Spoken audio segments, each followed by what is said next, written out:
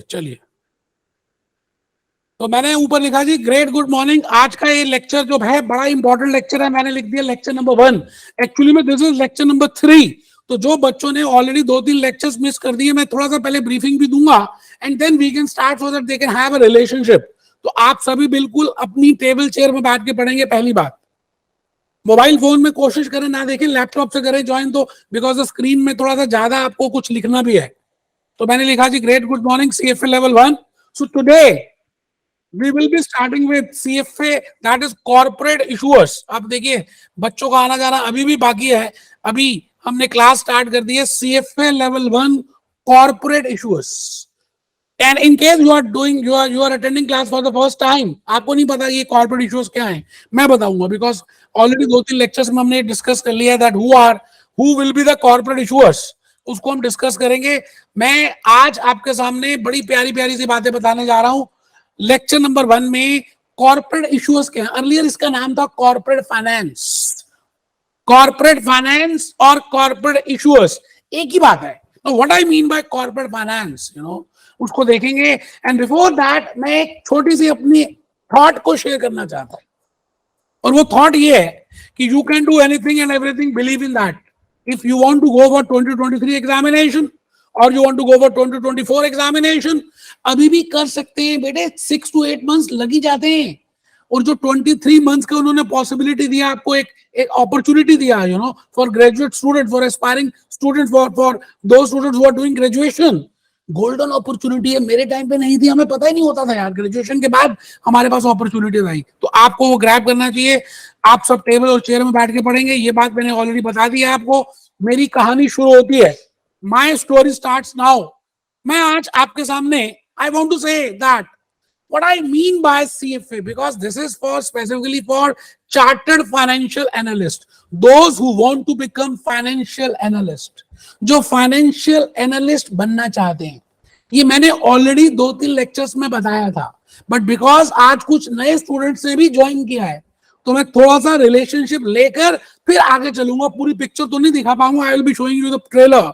तो first point is I should be aware of what I mean by CFA, what I mean by Chartered Financial Analyst. And the second is how I can become a Chartered Financial Analyst. And for that, अगर आपको थोड़ा सा याद आ रहा हो, तो मैंने कहा था जी there are 3 words. One is C, second is F, and third is A. CFA. सी को एक बार हटा देते हैं, चार्टर्ड वर्ड हटा देते हैं। Chartered accountant, chartered secretary, chartered financial analyst, chartered this, chartered को तो हटा दिया, खाली रह गए 2 words. One is financial and second is analyst. Analyst का मतलब होता है कि आप किसी भी चीज की छानबीन, you want to detect something, you want to find out something, you want to inspect something, you want to study something, you want to find out something, you want to examine something. Covid scenario में आप सबने देखा था कि doctors examine करते थे, analyse करते थे। When I say financial analyst, which we have already discussed, but still क्योंकि कुछ बच्चों ने अभी ज्वाइन किया, तो थोड़ा सा 1-2 मिनट के लिए मैं बताऊंगा। फाइनेंशियल, फाइनेंस, फाइनेंस, फाइनेंस, पैसा, पैसा करती है। ये ले तू पैसा हो जा, तू मेरी सुना होगा आपने। Finance, if I want to say you finance, it means hard money, it means soft money, it means Paytm money, it means Bheem UPI money। आपके पास जो भी पैसा है, it can be converted into cash or it is hard cash। For example gold, for example shares, when I say stock, when I say debt, when I say bullion, when I say investments, when I say real estate, when I say hard cash, when I say bank balance, इस सभी को बोलते हैं finance. तो आपका you want to finance, you want to analyse that finance. अच्छा, analysis का मतलब है कि आप उसमें से चेक करना चाहते हैं, एग्जामिन करना चाहते हैं कि where to invest, how much to invest, when to invest. आपको पता है, आप आपने मैनेजमेंट में सुना होगा what is to be done, how it is to be done, when it is to be done. 3 question अगर आप आंसर कर दें, क्या करना चाहिए, कब करना चाहिए और कैसे करना चाहिए, तो आप एक अच्छे प्लानर बन सकते हैं। Similarly if you can find out that what is where to invest, how much to invest, when to invest, you can become a good financial analyst. And in this topic we will be doing this task only. हम इस पूरे topic में यही task करने वाले हैं, पैसा कहां से लेकर आए, कहां ले जाएं. And there are these are the 3 words जो मैंने आपके सामने, बिकॉज देयर आर 10 सब्जेक्ट्स, तो मैंने उन 10 सब्जेक्ट्स को 3 वर्ड्स, एक वर्ड एम, AIM, ए का मीनिंग है firstly will be doing analysis. हम सबसे पहले एनालिसिस करेंगे, ठीक है जी. सेकेंड इज इन्वेस्टमेंट करेंगे. थर्ड इज उसकी मैनेजमेंट करेंगे. और ये मैंने ऑलरेडी 1 घंटा पूरा लगाकर ऑलरेडी डिस्कस किया था. जिन बच्चों ने ज्वाइन नहीं किया, those who have joined today only, मैं उनको क्लास के बाद फिर बात करूंगा. अभी क्लास चल रही है, आप मानिए कि फर्स्ट क्लास है, कोई टेंशन लेने का नहीं. There are huge, I will be, my team will be helping you. अभी जो कर रहे हैं बेटे प्रेजेंट टेंस में, उसका ध्यान रखेंगे. I want to do CFA, I want to name myself as CFA.Ramlal, CFA.Bhupesh Anand, CFA.Jaya, CFA.Rakshit, CFA.Chahat, CFA.Rahat. मैं अपने नाम के आगे CFA लगाना चाहता हूं दोस्तों, और इसलिए मैं CFA.Kirti, CFA.Shubham, CFA.Ankur, काफी सारे बच्चों ने ज्वाइन किए. मैं सबके नाम पढ़कर आपके लिए एक नया ड्रीम, तो उसके लिए there are 3. One word is M, one is analysis, second is investment, and third is management. अब इसकी रिलेशनशिप के लिए हमने लास्ट लेक्चर में एक फ्लो चार्ट किया था कि भाई ये 10 सब्जेक्ट्स जो हैं इस CFA में, why these 10 subjects, what is the relevance of these 10 subjects and how they are interrelated. ये आपस में interrelate कैसे कर रहे हैं. तो मैंने I have prepared one flow chart, और उसमें सबसे पहले मैंने यहां पे लिखा था what is the meaning of financial analysis. It means to examine. अब क्योंकि ऑलरेडी भी हम कर चुके हैं, तो ये तो जस्ट रिवाइज करा रहा हूं, तो इसलिए अगर आपने नहीं भी किया तो कोई बात नहीं, आप एक बार नजर मार लीजिए, इसके क्लास आपकी लास्ट में हो जाएगी बाद में. And for this we have to answer these 3 questions. आपने ये किया था, आप लास्ट क्लास में आए थे जिया? Yes sir. गुड. आपने रजिस्टर ओपन कर लिया जिया? यस सर, कर लिया. क्या मैं अभी कैमरा ओपन करके देखूंगा आपने नोट्स कितने बनाए हैं. तोशिका आप आ गए, आपने ज्वाइन कर लिया? Yes sir. ग्रेट. तो आप ये बताइए कि आप रजिस्टर ओपन करके बैठे हैं, टेबल चेयर में बैठे हैं या बस लेटे हुए हैं? नहीं सर, टेबल चेयर पे. ग्रेट. आप ये बताइए कि आप इस लेक्चर में थे जब मैंने ये बताया था what is the meaning of CFA financial analysis? Yes sir. अच्छा. And then I discuss with these 3 questions that what I mean by analysis, what I mean by investment, what I mean by management. Yes sir. Okay. And then we move to these 3 answers. देखिए पूरी दुनिया के अगर आप देखें, personal finance India की तरफ देख रही है. G20, because India is a growing economy. India का डेमोग्राफिक पोजीशन बड़ा अच्छा है, इंडिया में एजुकेशन अच्छी है. तो अगर आपने फाइनेंस को समझ लिया तो बेटे आने वाले ईयर्स आप ही के हैं. उसके लिए where you should know how to do analysis, how to do investment and how to do manage. उसके लिए मैंने एक वर्ड बनाया है एम. ए एनालिसिस, आई है investments, and M is management. देखिए अभी भी बच्चे आते जा रहे हैं, कोई बात नहीं. अब आप खाली ध्यान यहां दीजिए. अच्छा, मैंने बड़ा प्यारा सा एक एग्जांपल दिया था that if you want to invest either in India or in Pakistan, let these be 2 destination points, let these be 2 destination countries in where you want to invest. या तो इंडिया में इन्वेस्ट करना चाहते हैं या पाकिस्तान में इन्वेस्ट करना चाहते हैं. तो अब आप ये बताइए कि आप इंडिया में करेंगे या पाकिस्तान में करेंगे. आई थिंक मैंने ये बात ऑलरेडी बताई भी थी. तो अगर शुभम आप ज्वाइन कर चुके हैं तो आप शुभम आप बताइए आपको क्या लगता है कि इंडिया में इन्वेस्टमेंट करना चाहिए या पाकिस्तान में करना चाहिए? शुभम. सर इंडिया में करना चाहिए. अच्छा, क्यों इंडिया में करना चाहिए शुभम? सर इकोनॉमी अपनी इंडिया की ज्यादा अच्छी है. अच्छा, आपको कैसे पता चलता है इकोनॉमी इंडिया की अच्छी है? आंसर ठीक है, लेकिन आपको कैसे पता चलता है? अभी तो हमारी पॉपुलेशन सबसे ज्यादा हो चुकी है, इस वर्ल्ड में सबसे ज्यादा पॉपुलेशन इंडिया की है. ये बात आपको मालूम है क्या? Yes sir. अच्छा, तो इससे क्या दिखता है? जैसे मैंने एक statement, I have just given a statement, highest population in the world is Indian population. तो आपको क्या एनालिसिस समझ आता है, क्या एनालाइज कर पा रहे हैं इस स्टेटमेंट से? सर अनएम्प्लॉयमेंट हाँ, अनएम्प्लॉयमेंट बढ़ पॉपुलेशन, रही है। अच्छा अनएम्प्लॉयमेंट होगी, ठीक है। और क्या फीचर्स होते हैं जी, आप ये बताइए, और क्या फीचर्स होंगे? डिमांड भी ज्यादा होगी, अगर आप इकोनॉमिक पॉइंट से देखें तो there will be more demand in India. Yes sir. ज्यादा लोगों को मोबाइल फोन चाहिए होगा, ज्यादा जोमेटो से ऑर्डर करेंगे, ज्यादा वेस्ट साइड में जाएंगे। It means there will be huge demand in India. बोलो हाँ या ना? Yes sir, yes sir. अच्छा, अभी अभी एप्पल कंप्यूटर्स ने अपने 2 शोरूम मुंबई में और दिल्ली में स्टार्ट किए हैं, ये बात Yes, मालूम है sir. आपको? हाँ जी सर, हाँ जी। अच्छा, तो क्यों ऐसा क्यों किया होगा उन्होंने? बिकॉज जो इंडियन इकोनॉमी है, उसकी डिमांड, उसकी पर कैपिटल इनकम, उसका एजुकेशन, उसका ये ग्रो कर रहा है, नेशनल इनकम ग्रो कर रही है, इकोनॉमिक ग्रोथ हो रही है। इट मींस आप कभी भी इन्वेस्टमेंट करते हैं तो पहला स्टेप होता है एनालिसिस करना। और एनालिसिस के लिए जब आप एक डॉक्टर के पास जाते हैं तो डॉक्टर आपसे पूछता है कि आपकी टेम्परेचर कितना है, आपका ब्लड प्रेशर कितना है, आपका ये कैसा है, आपका ये कैसा है, आपने क्या खाया था। Similarly, you are a finance doctor, so you have to ask 4 questions while doing analysis. The first is economics of that country. The second is कि आने वाला भविष्य कैसे होने वाला है। ये यूरोपियन कंट्रीज और अमेरिकन कंपनीज बेवकूफ नहीं है जो इंडिया से अट्रैक्ट हो रही है इस समय, बिकॉज दे नो कि नियर फ्यूचर में इंडिया ज्यादा प्रॉस्पर करने वाली है, इंडिया की ग्रोथ ज्यादा होगी, इंडिया की लीडरशिप अच्छी है। It means they have used quantitative method. So this is the second subject जो सीएफए में हमने इंट्रोड्यूस किया। There are 10 subjects. क्या आपको मेरी ये फिंगर्स नजर आ रही है? 10, ये 10 फिंगर्स है भैया, नजर आ रही है क्या? Yes sir. सब्जेक्ट्स में कितने हैं? 10 सब्जेक्ट्स हैं।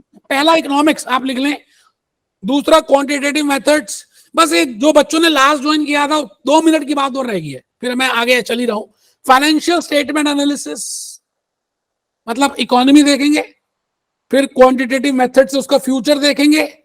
आपने जैसे सीएफए ज्वाइन किया, इंडियन सीए नहीं किया, इंडियन सीएस नहीं कर रहे, इंडियन एमबीए नहीं कर रहे, इंडियन कोर्सेज नहीं कर रहे, but you doing American courses, India में रहकर भी अमेरिकन कोर्सेज कर रहे हो क्योंकि आपको फ्यूचर दिख रहा है।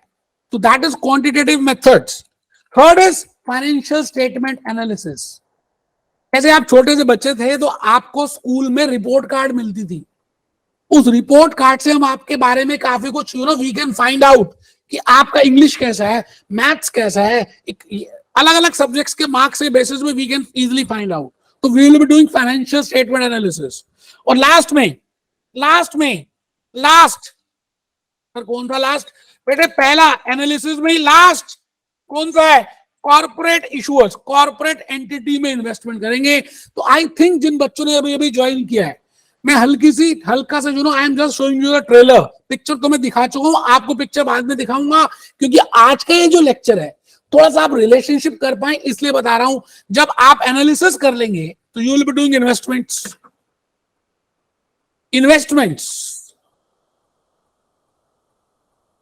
And investments can be in 4 types. आप जैसे अपनी टाइम की इन्वेस्टमेंट करते हैं, मॉर्निंग में उठते हैं, है ना, मॉर्निंग में उठकर आप अलग अलग एक्टिविटीज में टाइम इन्वेस्ट कर देते हैं। Similarly as a financial analyst I have analysed that these are the true destinations where I should invest. India is a good country, pharmaceutical is a good industry, Cipla is a good company, so I will be doing investment in Cipla. तो सिप्ला में investment में 4-5 तरीकों से कर सकता हूं। पहला, I can by equity shares of Cipla, I can buy bonds of Cipla. I can have a investment, direct investment in Cipla. तो मैंने लिखा 4 तरीकों से I can do investments, equity investments. So हमारा 5th सब्जेक्ट है equity investments. 6th, fixed income, bonds, debentures. 6th, derivatives. And the last subject, last investment destination is alternative investments. Alternative investments, हाँ जी चाहत आपको दिख रहा है बेटा? आप कर पा रहे हैं?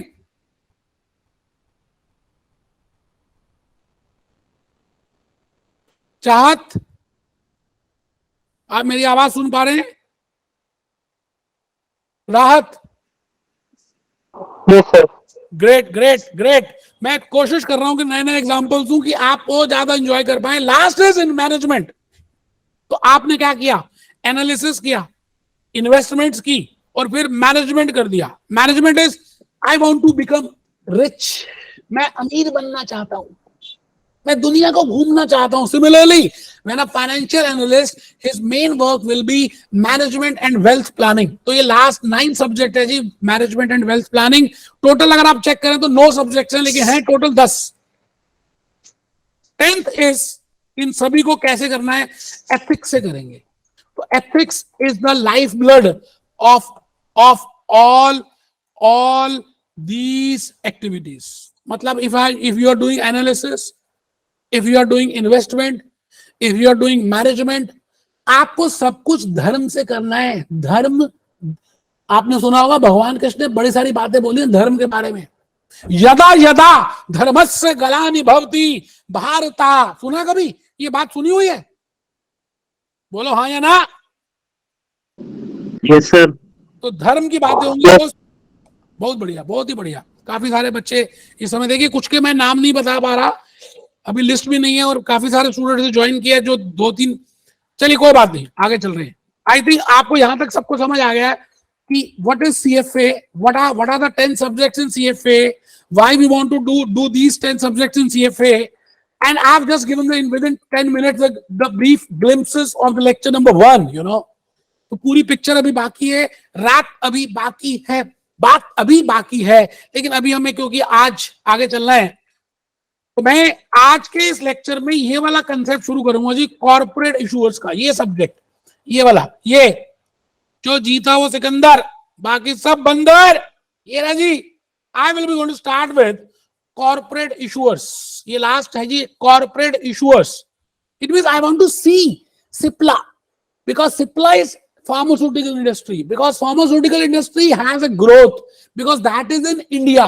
तो economy, quantitative, financial statement, मैं सिप्ला की तरफ आ गया. आज से मैं कुछ लेक्चर्स तक कॉर्पोरेट एंटिटी की बातें करूं. तो दोस्तों नेक्स्ट चैप्टर, जो first subject which we are going to start is corporate issuers. अच्छा, इसको भी थोड़ा सा मैंने स्टार्ट कर दिया था जी हाँ, इसको स्टार्ट किया था, मैं भूल गया बताइए आपके लेक्चर में, क्योंकि मैं लेक्चर 3-4 ले चुका हूँ. आपने किया हुआ ये कॉर्पोरेट इशूअर्स? जी हाँ सर, एक्चुअली मैं संडे को आ नहीं पाई थी तो मेरा मिस हो गया था. ओके, कोई बात नहीं, क्योंकि ठीक है. शुभम, आप बैठे हुए ना मेरे सामने? Yes sir. अच्छा, कीर्ति आप भी हैं क्या? This is my first class sir. कोई बात नहीं.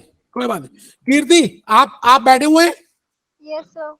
अच्छा, आप नोट कर रहे हैं अभी?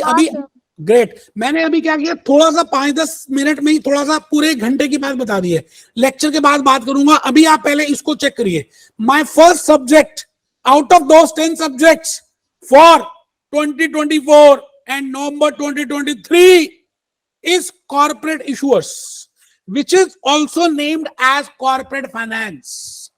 अब एक आपसे रिक्वेस्ट है कि आप जब भी मेरे लेक्चर करें, आप स्कूल गोइंग स्टूडेंट बन जाएं. आपको लिखना है, ये नहीं सोचना कि अमेरिकन कोर्स है हम नहीं लिखेंगे, ऑब्जेक्टिव टाइप है, एमसीक्यू है. एमसीक्यू ज्यादा डिफिकल्ट होता है. तो आप सभी को नोट डाउन जरूर करना है, एज इफ कि आप स्कूल के बच्चे हो. तो आइए जी, ऊपर मैंने लिखा इंट्रोडक्शन ऑफ कॉर्पोरेट फाइनेंस, और ब्रैकेट में लिख सकते हैं इशूअर्स. सभी लिखेंगे, अटेंड किया तब भी, नहीं किया तब भी. आप you have to write it down, थोड़ा सा ज्यादा समझ आएगा. मैंने हेडिंग लिख दिया corporate issuers and corporate finance. Now there are 4 readings. इस सब्जेक्ट में कुछ लर्निंग आउटकम्स होंगे, कुछ रीडिंग्स होंगी. Every subject will contain some chapters और उसके कुछ कंसेप्ट्स होंगे. तो इस सब्जेक्ट में, ये सब्जेक्ट है, दिस इज सब्जेक्ट. अब एक बच्चा लिख ही नहीं रहा, उसको नींद आ रही है, वो मोबाइल फोन देख रहा है, अभी उसको थप्पड़ मारूंगा मैं. ये this is a subject corporate issuers और कॉर्पोरेट फाइनेंस. इसमें देयर आर 4 रीडिंग्स का मतलब मान लीजिए हमारे इंडिया में बोलते हैं इसको चैप्टर्स.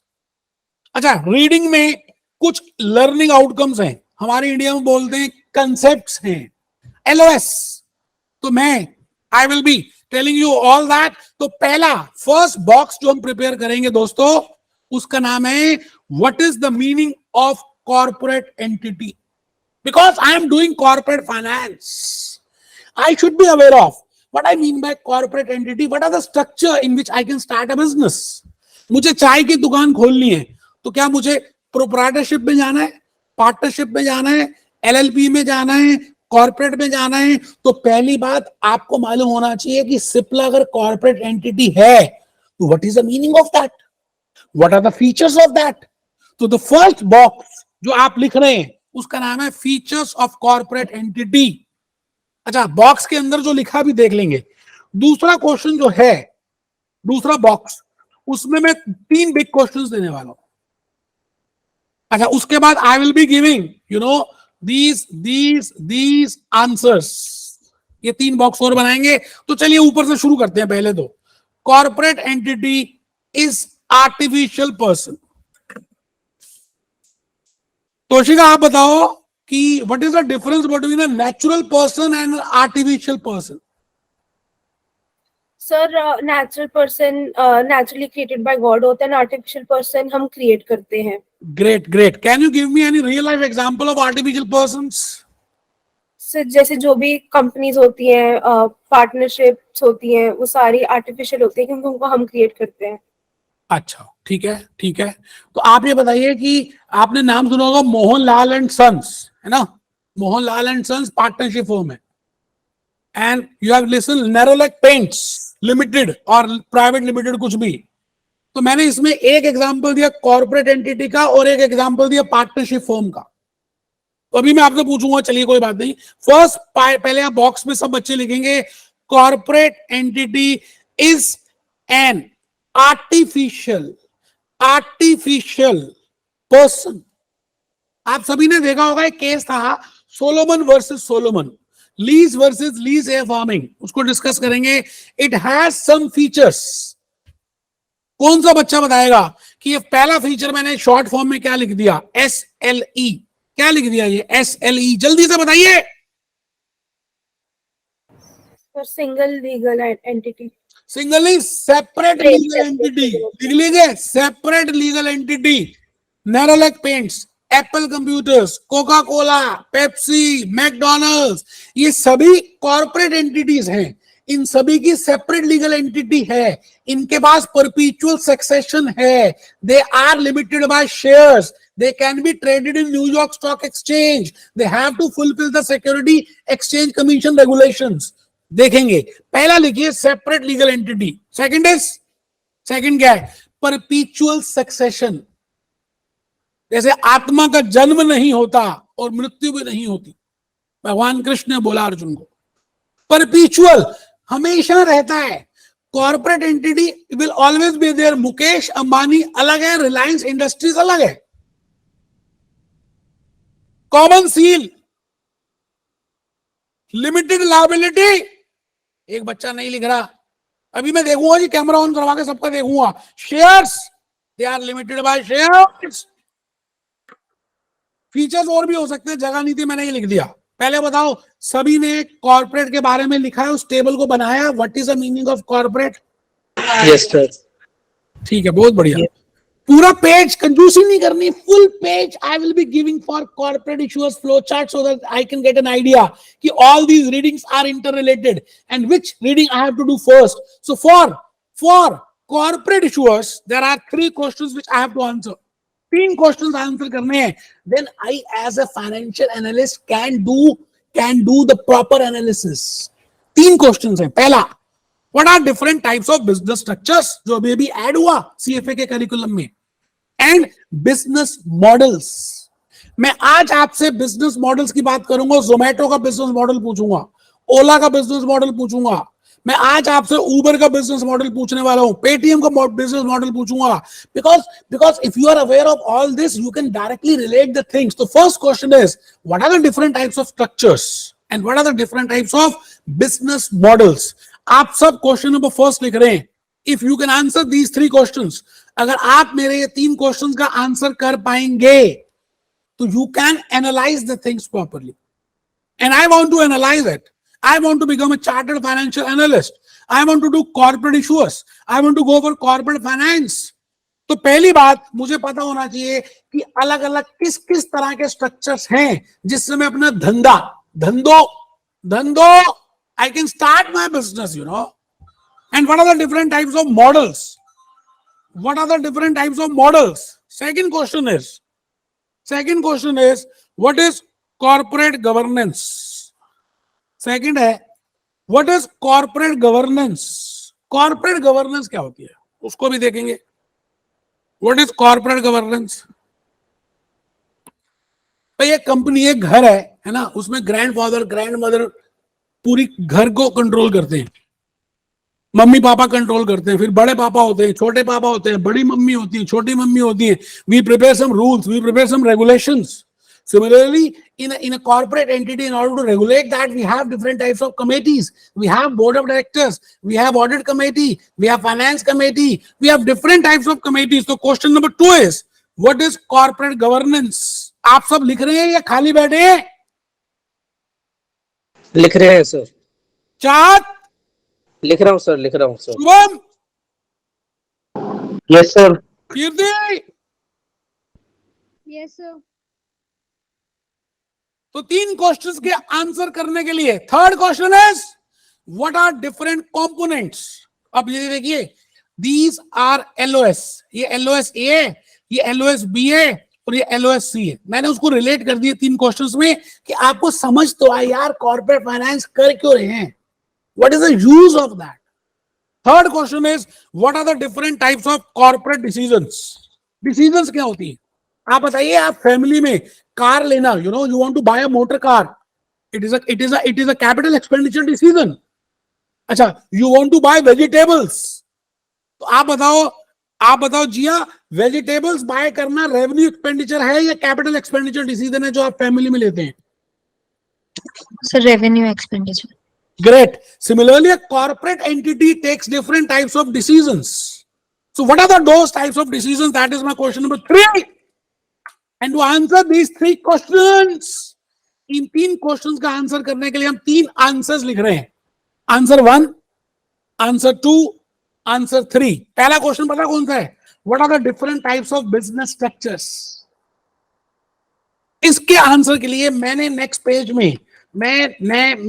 पेज में लिखा, फर्स्ट आंसर लिख रहा हूं, बिजनेस स्ट्रक्चर्स हमें डिस्कस करना है. आज के लेक्चर में यही डिस्कस करने वाले हैं. सेकंड इज, तो आपने पेज में आंसर 1 में नीचे लाइन डालकर लिखना है बिजनेस स्ट्रक्चर्स. फिर लिखना है पब्लिक एंड प्राइवेट कंपनीज. उसके बाद लिखना है फाइनेंशियल क्लेम्स. फाइनेंशियल क्लेम्स में लिख देंगे इक्विटी एंड डेट. आप सब लिख रहे हैं, कमर सीधी करके बैठे हुए. प्लीज देखिए, मैं फिर रिपीट कर रहा हूं, आप इसको नॉर्मल लेक्चर मत मानना, मैं बता रहा हूं आपको. Business structure, answer number 1. Question number 1 देखिए क्या है. What are the different types of structures and models. So for that answer number 1 is what I mean by business structures. How many types of structures are there? Public and private companies. Shubham लिखना भैया. What are the different types of financial claims? तो इन तीनों को तो आज ही discuss करने वाले हैं, business structures, public and financial claims. उसके बाद हम डिस्कस करेंगे type of business models and risks. तो बेटा इसको समझाने के लिए मुझे जोमेटो, ओला, उबर, पेटीएम, भीम ऐप, इन सभी का एग्जांपल लेना पड़ेगा so that you can relate it with real life. तो मैंने नीचे लिखा McDonald's, Zomato, Coca Cola, all these I will be taking into account. तो आप लिखेंगे next is types of business models and business risk. क्या आंसर नंबर 1 सभी ने लिख लिया?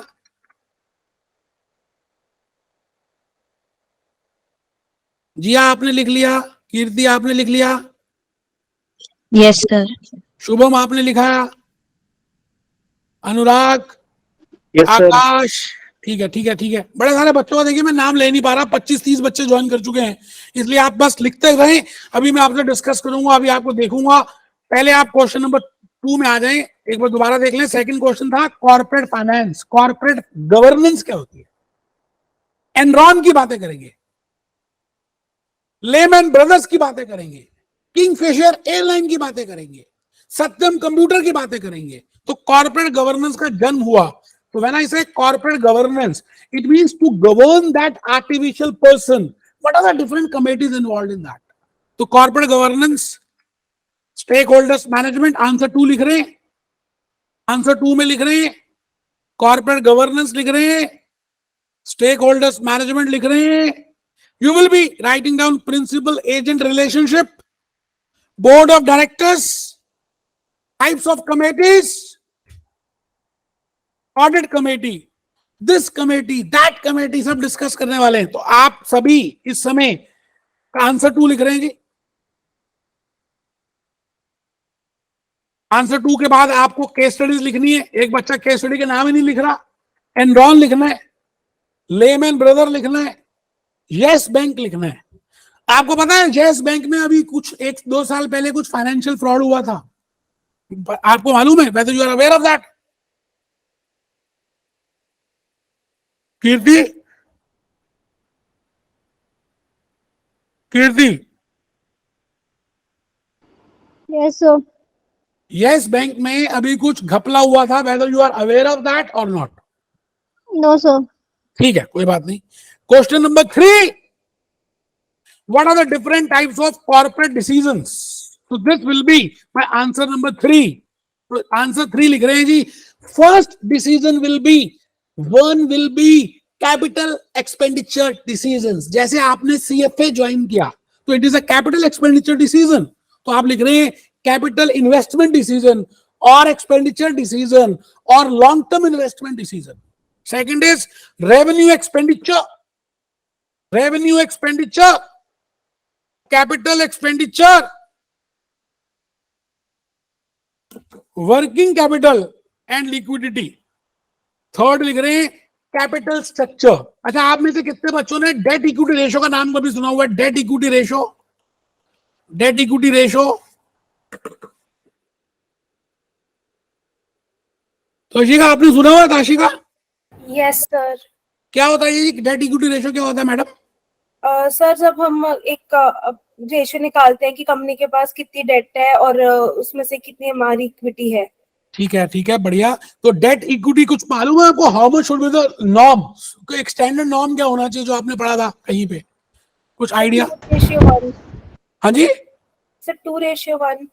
Good, good. 2:1. Capital structure third reading we will be doing. And then last is cost of capital. Cost of capital. अब ये symbols लिखे हुए हैं. अब एक बच्चे को सिंबल समझ नहीं आ रहा होगा तो लिखूंगा ही नहीं, वो बेवकूफ है, नहीं लिखेगा. तो cost of equity, cost of preference shares, cost of debt and weighted cost and measures of leverage. 3 leverages हैं रिस्क को कैलकुलेट करने के लिए. Operating leverage, financial leverage and combined leverage. Operating, financial and combined. Operating, financial and combined.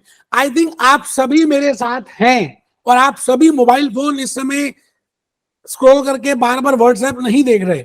ईमानदारी से you are writing down all these concepts. Now this is corporate issuers which we will be doing.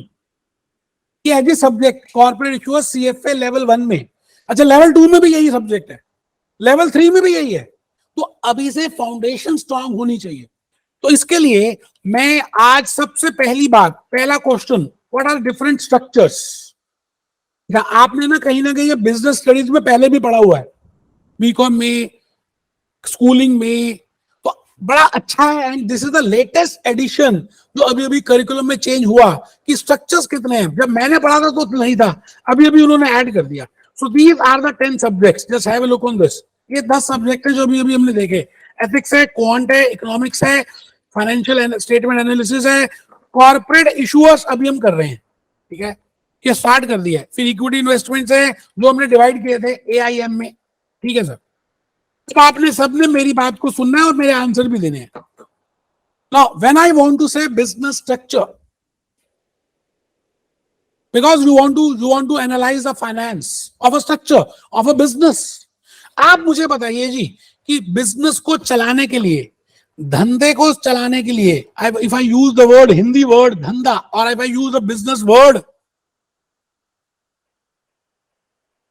business, business includes commerce, business include manufacturing, business include trading activity. I think ये सबने पढ़ा हुआ है, trading, manufacturing and commerce. But in CFA जब हम CFA में कर रहे हैं, आपको उसके पर्टिकुलर एलओएस की तरफ ज्यादा ध्यान दे रहे हैं, उन्होंने क्या कौन से वर्ड में ज्यादा एम्फसाइज किया है। अच्छा आप ये बताओ, if I want to start a business, Ramlal want to start a business, what are the different options in front of him, उसके सामने क्या क्या ऑप्शंस हैं। अगर रामलाल अपना धंधा शुरू करना चाहता है तो सबसे पहले उसके पास क्या ऑप्शन है, ऑप्शन नंबर 1, 2, आप बताइए ना, आपने अपना स्टार्टअप शुरू करना है तो क्या सीधा स्टार्टअप आप कंपनी फॉर्म में बनाएंगे, या आप अपना स्टार्टअप पहले इंडिविजुअल फॉर्म में बनाएंगे, फिर पार्टनरशिप में बनाएंगे, फिर धीरे धीरे बड़ा हो गया तो उसके बाद आप कॉर्पोरेट एंटिटी पे जाएंगे, या स्टार्टिंग में जितने एमबीएस के बच्चे होते हैं, जो आईआईटी बच्चे हैं, when they start their startup, तो क्या लगता है, whether they start directly from corporate entity or they start from the beginning, from the scratch, from the individual, from the sole proprietorship point of view, कौन सा बच्चा answer देगा? चाहत आप बताओ, आप बताओ जी। Starting from individual.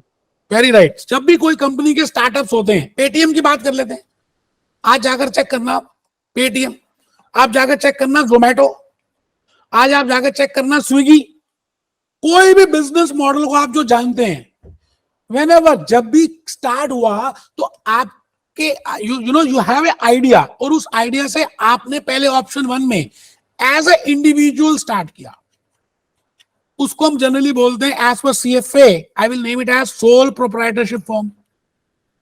Weather it is good और नॉट वो एक अलग एस्पेक्ट है, but firstly we are want to find out that what are the options. Now there are 4 options. अच्छा जब धंधा बड़ा हो जाता है थोड़ा सा, तो आपको क्या लगता है कि भाई काम बढ़ गया, एक्टिविटीज करने के लिए कोई साथी होना चाहिए, तो you start with a new concept named as partnership. ये आप सबने अकाउंट्स में भी किया हुआ है, पार्टनरशिप। अच्छा पार्टनरशिप ना 2 तरह की हो सकती है दोस्तों, we can have 2 types of partnership as per CFA institute also and as per legal laws also. One is unlimited liability partnership and second is limited liability partnership. कितने बच्चों ने नाम सुना है अनलिमिटेड एंड लिमिटेड? जी आपने सुना हुआ है unlimited and limited? Yes sir. क्या होता है जिया, अनलिमिटेड का मतलब क्या होता है और लिमिटेड क्या होता है जिया?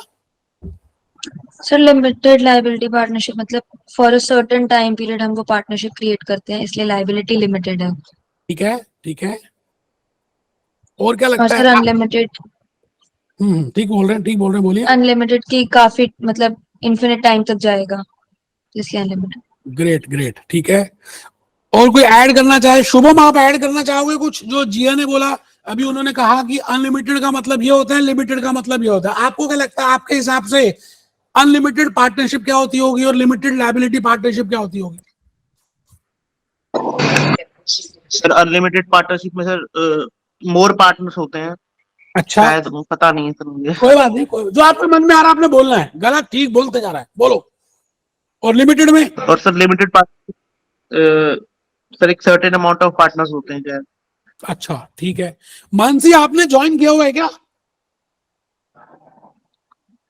मानसी? अच्छा ठीक है, कोई बात नहीं, ठीक है जी, आपने अपनी बातें रखी, अच्छी बात है।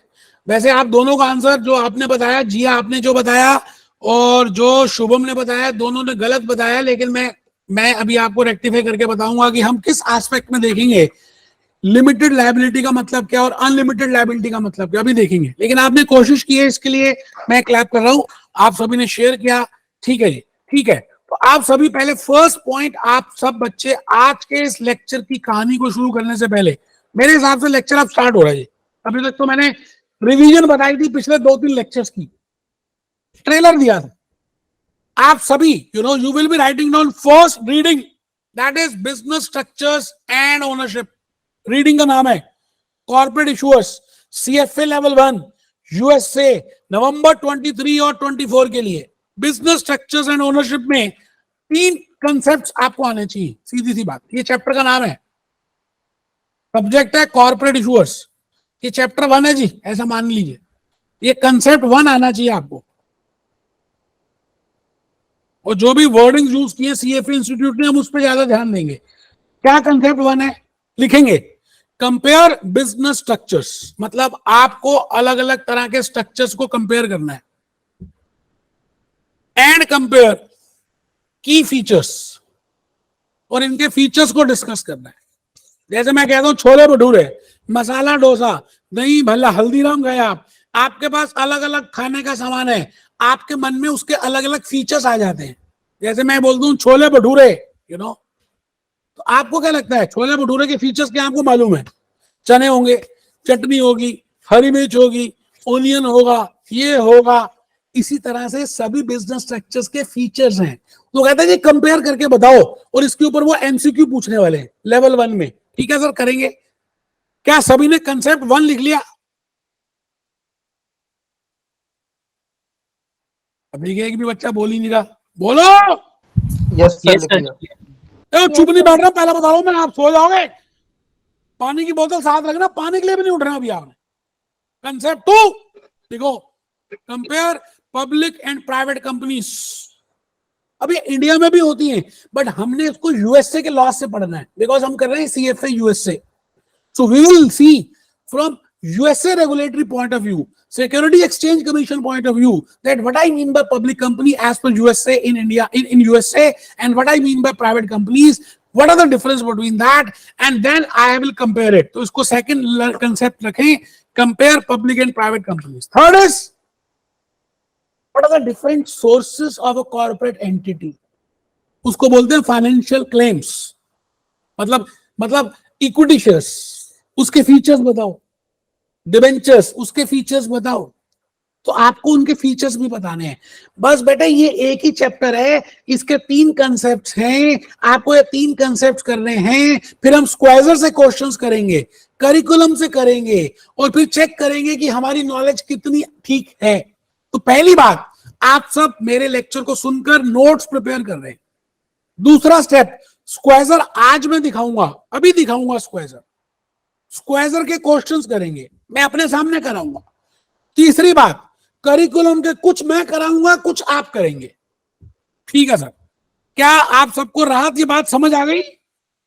Yes sir. Yes, sir. ठीक है भाई। Now please tell me whether you have written these 3 concepts. Yes sir. Concept 1, concept 2, concept 3. So let me start with concept 1.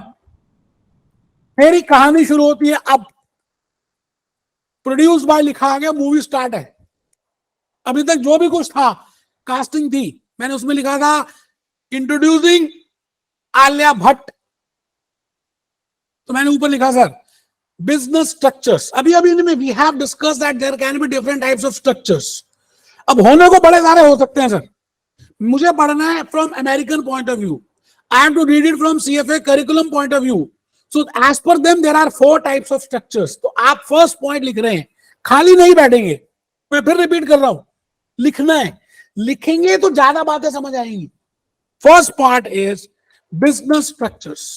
Following can be different forms in which I can start a new business. मैं अपना धंधा, I want to start a new business, तो मैं 4 तरीकों से I can start my new business. आप सब लिख रहे हैं, कीर्ति लिख रही है, शुभम लिख रहे हैं, सब बच्चे लिख रहे हैं, पूर्वी लिख रही है, सौरभ लिख रहा है, आकाश लिख रहा है, सब लिख रहे हैं। Yes, sir. Following can be different types of forms. A new business can be set up. 4 forms हैं जी, as per CFA Institute, as per this reading, as per this concept. हमें 4 ही समझनी है, हमें और इंडियन लॉ की बातें नहीं करनी। First is individual. As per USA, as per CFA Institute, the first form in which you want to start a business, आप जब अपना धंधा शुरू करेंगे, तो you will be starting it as a sole proprietorship firm or as an individual. Second is 1 और 1 11, 2 व्यक्ति हैं, यहां पर अकेला है, तू अकेला था, अकेला है, अकेला ही रहेगा। 1 और 1 11, लेकिन 11 यहां पे भी है, 11 यहां पे भी है, लेकिन ये 11 अलग है और ये 11 अलग है, अभी बताऊंगा। इसका नाम है general partnership form. As per USA, CFA USA, partnership form can be of 2 types. एक तो हो सकती है जनरल, जो आप सोच रहे हो, जो आपने गार्नर वर्सेस मरे का केस किया था डिसोल्यूशन में, इनसॉल्वेंसी अगर एक फर्म की हो जाती है, you know, if there is an insolvency of a firm, then other solvent partners are liable to submit, to create, to contribute something. I think you must have heard about Garner versus Murray. सभी ने सुना होगा. कीर्ति, आपने सुना Garner versus Murray? Kirti, yes sir. Garner versus Murray का नाम सुना है कभी जिंदगी में? नहीं सर. अच्छा, आपने जिया, आपने सुना है कभी Garner versus Murray? No sir. अरे डिसोल्यूशन ऑफ पार्टनरशिप फॉर्म में था ये लो. चलो छोड़ो, कोई बात नहीं, सुनो दो. फर्स्ट इज इंडिविजुअल और soul proprietorship form. Second is general partnership form. Third is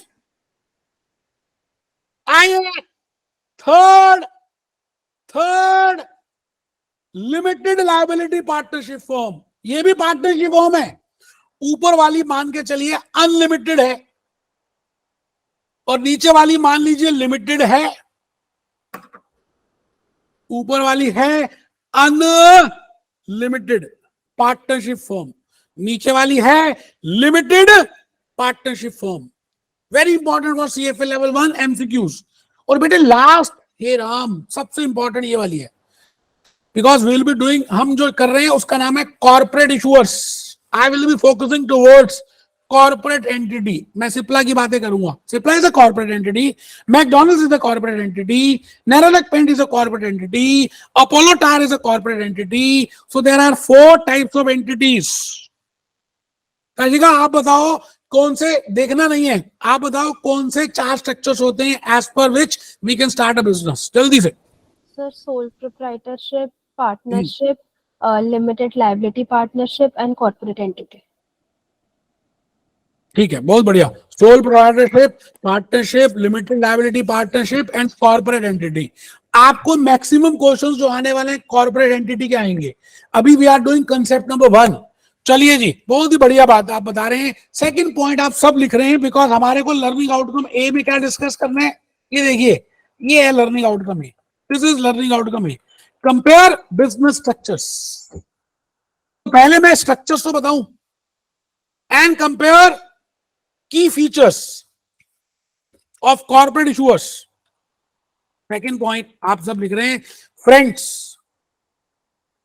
in order to compare or in order to find out the difference between business structures, please think from the point of view of, बस 4 point से सोचना है. Now there can be huge number of differences as per you, as per Indian laws. We are not concerned with Indian laws.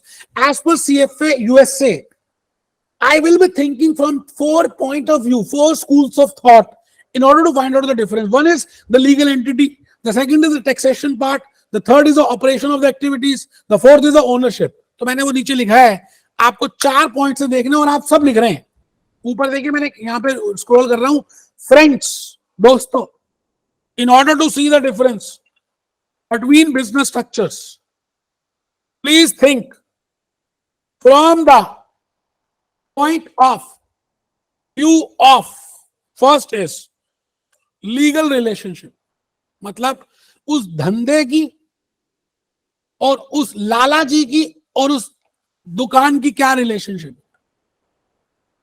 और उन partners की और इस धंधे की क्या रिलेशनशिप है, और मुकेश अंबानी की और रिलायंस जियो की क्या रिलेशनशिप है. So I want to find out the legal relationship. I will firstly distinguish from the point of legal relationship, and the second is I will be relating it from the point of view of operation of activities, that whether Ambani will be doing activities for Reliance Jio, or he will be appointing CEOs, or he will be appointing CFOs, or he will be appointing managers. आप बताइए, क्या Mukesh Ambani Reliance digital के सारे showroom में जाकर अपने आप सब करता है, या लोगों को उसने अपॉइंट कर लिया? लोगों को अपॉइंट करा sir. And now okay, now those persons are named as management. They can be directors, they can be managers, they can be CFOs, they can be production managers, they can be store managers, they can be employees. So we will see from the point of view of activities. And third is liability. Liability के point of view से देखेंगे. Fourth is tax and treatment के point से देखेंगे. सभी बच्चे लिख रहे हैं, मैं फिर रिपीट करता हूं. आप नहीं लिखेंगे तो समझ कम आएगा। आप प्लीज लिखिए। आप you have to see structures. बस आज के बाद सीधा क्वेश्चंस करने हैं, फिर आपको करिकुलम नहीं पढ़ना, स्क्वाजर भी नहीं पढ़ना। मेरे लेक्चर के बाद सबसे पहली बात आप स्क्वाजर के क्वेश्चंस करेंगे, करिकुलम के करेंगे, फिर उसके बाद जो क्वेश्चन नहीं होंगे क्या करना है बताऊंगा। आप अभी इन्वेस्ट कर रहे हैं बस, बार बार, और बाकी स्टडी कुछ नहीं पढ़ना है। चलिए जी, 4 पॉइंट ऑफ व्यू से क्या कोई बच्चा बताना चाहेगा कि if I see these are the 4 structures, तो लीगल रिलेशनशिप क्या समझ आती है? मैं कहता हूं ये सोल प्रोप्राइटरशिप फॉर्म है, this is general partnership form, this is LLP and this is corporate entity. तो क्या लगता है इसकी लीगल रिलेशनशिप क्या होती होगी? पार्टनरशिप जनरल में क्या होती होगी, लिमिटेड लायबिलिटी में क्या होती होगी, और कॉर्पोरेट एंटिटी में क्या होती होगी? कोई भी बच्चा बताना चाहे प्लीज। सोल में, पार्टनरशिप जनरल में, लिमिटेड लायबिलिटी में, कॉर्पोरेट एंटिटी। आपको बताना है 4 एस्पेक्ट में। एक लीगल रिलेशनशिप, दूसरा ऑपरेशनल एक्टिविटीज, तीसरा टैक्स ट्रीटमेंट, एंड फोर्थ क्या था जी? फोर्थ क्या था? अब बताएंगे नहीं आप। फोर्थ क्या था? ओनरशिप लायबिलिटी, कंपनी को लायबिलिटी। ठीक है जी, चलिए स्टार्ट करते हैं। मैं जिससे पूछूंगा वो बच्चा बताएगा, बीच में नहीं बोलना हमने। लीगल रिलेशनशिप, पहली बात हम कर रहे हैं लीगल रिलेशनशिप के पॉइंट ऑफ व्यू से कि सोल प्रोप्राइटरशिप में और उस बिजनेस स्ट्रक्चर में क्या रिलेशनशिप है। एनीवन वांट्स टू से? राहत आप बताना चाहेंगे? सर सेपरेट नहीं होगा, मतलब सेम ही होगा। ठीक है, बहुत बढ़िया, राहत ने बताया। जनरल पार्टनरशिप में बताना चाहेंगे? आप ही बताइए राहत। सर जनरल पार्टनरशिप में सेपरेट लीगल एंटिटी हो सकती है। नहीं, ठीक है। लिमिटेड लायबिलिटी पार्टनरशिप में? सर इसमें भी होगी और कॉर्पोरेट एंटिटी में भी होगी। अच्छा, अब सुनिएगा। ठीक है, हमारे दोस्त ने अपनी बात शेयर की, अभी हम देखते हैं ठीक है गलत है। क्या आप तोशिका आप कुछ इस बात में कहना चाहेंगे जो इन्होंने बताया अभी राहत ने, कि भाई इसकी लीगल एंटिटी सेम होगी, इसकी डिफरेंट हो सकती है, इसकी डिफरेंट हो सकती है, इसकी डिफरेंट हो सकती है। आपको क्या लगता है, आपके हिसाब से क्या होगा legal relationship soul proprietorship form में? सर सेम होगी सोल प्रोप्राइटरशिप में तो। सेम मतलब? सर मतलब ओनर अपनी एंटिटी से डिफरेंट नहीं है। ठीक है, सेम है मतलब सेम एंटिटी है। ठीक है, बढ़िया, बहुत बढ़िया। पार्टनरशिप में, जनरल पार्टनरशिप में भी सेम ही होगा, डिफरेंट नहीं हो सकता। वेरी राइट, सेम ही होगा। ठीक है, और थर्ड में लिमिटेड लायबिलिटी पार्टनरशिप में? सर लिमिटेड लायबिलिटी में आई थिंक जितना उसकी लायबिलिटी है उतने के लिए वो होगा लायबल। लायबिलिटी तो नीचे आ ही रहे हैं, अभी लायबिलिटी तो यहाँ आएंगे, ऑपरेशनल लायबिलिटी, ओनरशिप की लायबिलिटी कितनी है। अभी हमारा पॉइंट है कि जो बिजनेस है उसका और जो उसका एक्चुअली में ओनर है उसका आपस में क्या रिलेशनशिप है। जैसे आपने बिल्कुल ठीक बताया कि सोल प्रोप्राइटर में, और राहत ने भी ठीक बताया कि भाई they have the same relationship, मतलब धंधा और बिजनेस, लाला जी और लाला जी की दुकान एक ही है। अमेरिका वाले भी यही बोलते हैं। It means it is individual, it means they don't have separate legal entities, they have same liability, क्योंकि सेम एंटिटी है, because they are the owner.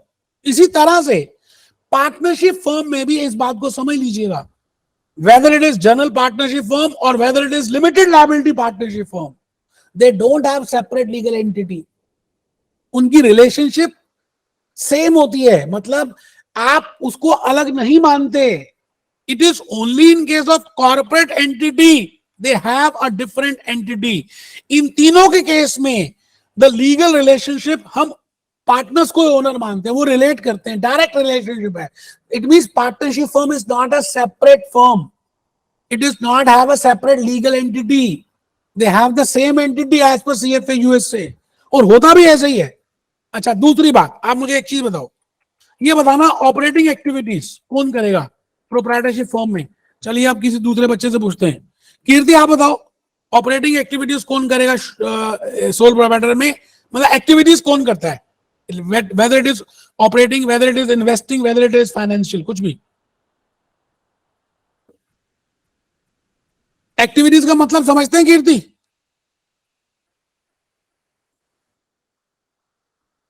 Kirti ji,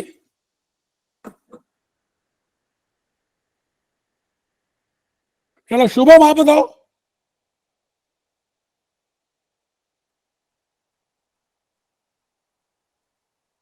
Shubham,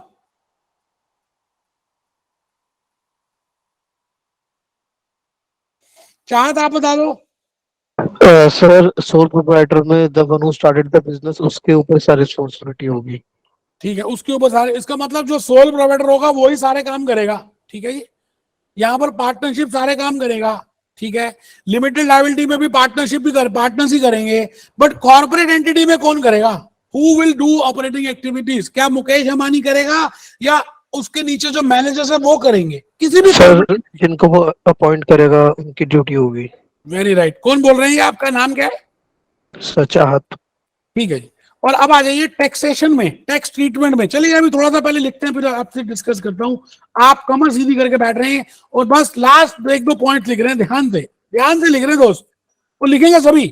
third point लिखेंगे, टेबल शोइंग डिफरेंसेस, हेडिंग लिखिए ऊपर। कीर्ति आप लिख रहे हो? कीर्ति, शुभम जी आप लिख रहे हो? Yes sir. तो लिखिए ऊपर, लिखिए हेडिंग, लिखिए टेबल शोइंग डिफरेंसेस। अभी मैंने 3 लिखे हैं। I have not written the corporate entity, वो तो अलग ही है, उसको तो अलग देखेंगे, बाद में देखेंगे। First is sole proprietorship, second is general partnership, third is limited liability partnership as per CFA, as per corporate issuers. आइए, let's start the journey. Sole proprietorship, liability, मैंने कहा 4 पॉइंट से देखेंगे।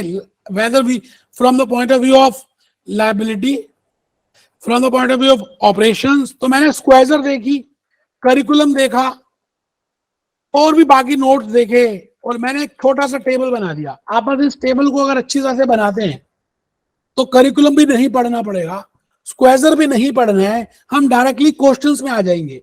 मर्जी अब आपकी है कि आप लंबा लंबा बड़ा वाला करिकुलम पढ़ना चाहते हैं तो पढ़ सकते हैं, बट अगर आप टेबल बनाएंगे तो I don't think there is any need to read that, you know, because you are with the concepts. So the first point is liability. When I say a proprietorship firm, it has a unlimited liability, as you have just told me few minutes back. In case of a general partnership, again, partners have unlimited liability. पर आपको पता है partners में, partnership firm में एक active partners होते हैं, दूसरे पैसिव पार्टनर्स होते हैं, मतलब डमी पार्टनर्स। Yes sir. अच्छा, उसकी एक्टिविटीज कौन मैनेज करता है? Active partners. और डमी पार्टनर्स तो खाली अपनी कैपिटल कंट्रीब्यूट करते हैं। अब होता क्या था कि जो भी एक्टिविटी एक्टिव पार्टनर करेगा उसके लिए रिस्पॉन्सिबिलिटी सभी की होती थी, एक्टिव की भी पैसिव की भी, इन जनरल पार्टनरशिप फॉर्म। तो बड़े सारे ना फाइनेंशियल फ्रॉड्स होने स्टार्ट हो गए। यदा यदा धर्मस्य ग्लानि भवति, जब जब धर्म की हानि हुई, कुछ नई चीज आ गई, तो एक नया कंसेप्ट आ गया, लिमिटेड लायबिलिटी पार्टनरशिप का। इस पार्टनरशिप फर्म में only active partners have unlimited liability, passive partners have limited liability. तो इस नए कंसेप्ट का नाम पड़ गया limited liability partnership. Limited liability partnership, आप सब लिख रहे हैं लायबिलिटीज में, unlimited liability of sole proprietor, unlimited liability of partners in general partnership. और अब आप देखिए LLP में मैंने क्या किया, I have divided into 2 parts, 2 levels, 2 partners. The one is who are general partners and second is who are limited partners, active and passive. Check करिए, active and passive. मैंने लिखा जी लिमिटेड लायबिलिटी में there are 2 types of partners. कौन कौन से? कौन सा बच्चा बताएगा? One is general partners and the second is limited partners. समझने के लिए आप एक्टिव पार्टनर्स लिख दीजिए, पैसिव पार्टनर्स लिख सकते हैं. अच्छा, आप देखिए जनरल पार्टनर्स में अगर आप देखिए ध्यान से, एक बच्चा कह रहा मुझे दिख ही नहीं रहा. किसको नहीं दिख रहा? उसके कान पे थप्पड़ मारूंगा. किसको नहीं दिख रहा भैया? General partners operates unlimited liability. In case of general partnership firm, there is unlimited liability. और नीचे लिमिटेड पार्टनर्स, ये जो लिमिटेड है, ये जो लिमिटेड है, लिमिटेड है, limited, they are only liable, they are only liable, they are only liable for the amount of capital they have invested. उन्होंने जितना मैक्सिमम अमाउंट कैपिटल का कंट्रीब्यूट किया है वो उसी अमाउंट के लिए लायबल होंगे, उससे ज्यादा नहीं. तो आप सभी कमर सीधी करके लायबिलिटी लिख रहे हैं. In case of limited liability partnership testable area है. This is testable for your examination. स्क्वेजर भरा पड़ा है, करिकुलम भरा पड़ा है, एमसीक्यूज, लर्निंग रिसोर्सेज भरे पड़े हैं on this topic. It involves two levels of partners: general partners, unlimited liability, limited partners up to the capital contribution. First part, क्या लगता है ये सबको समझ आ गया लायबिलिटी? Yes sir. जी आप लिख रहे हो? जिया, Yes, sir. Yes, Ashika, sir. आप लिख रहे हो बेटा? सब लिख रहे हैं? Yes sir. ठीक है जी. अनुराग, आकाश, नवयुग, कीर्ति, शुभम, बड़े सारे बच्चों ने ज्वाइन किया है. Yes, sir. Yes, sir. ठीक है, ठीक है जी. तो सेकंड पार्ट में आ जाइए. मैं देखिए फर्स्ट पार्ट तो रवि कर रहा हूं, आप सभी ने फर्स्ट पार्ट लिख दिया अगर, तो first is liability, second is operation of operating, investing and financial activities. अब हमें जिया बताएगी what is the difference between operating, investing and financial activities. बताओ जी. Sir, operating activities like day-to-day activities. Example बताओ. Sir, buying or selling of goods ठीक for है, मतलब जो business का होगा. ठीक है, और सर इन्वेस्टिंग एक्टिविटीज लाइक हमें कहाँ अपना कौन से एसेट में हमें इन्वेस्ट करना है वो इससे.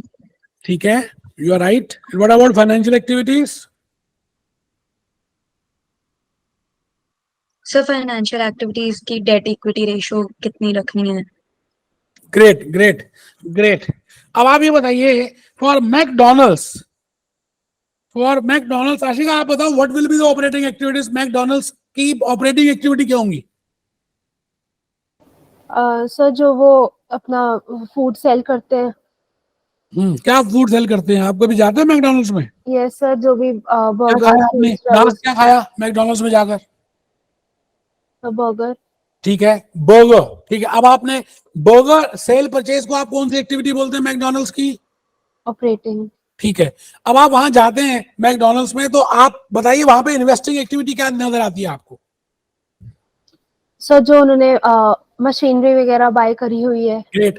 जो फर्नीचर है, जो मशीनरी है, all that is investing activities. जो उन्होंने रेंट पे वो जगह ली हुई है कनॉट प्लेस में, जहां पे भी. ठीक है. Yes sir. अच्छा, आपने मैकडोनल्ड्स की कभी भूले भटके बैलेंस शीट देखी है? No sir. अच्छा, दैट इज फ्रीली अवेलेबल. आपको पता है आजकल हर चीज फ्रीली अवेलेबल गूगल में. Yes sir.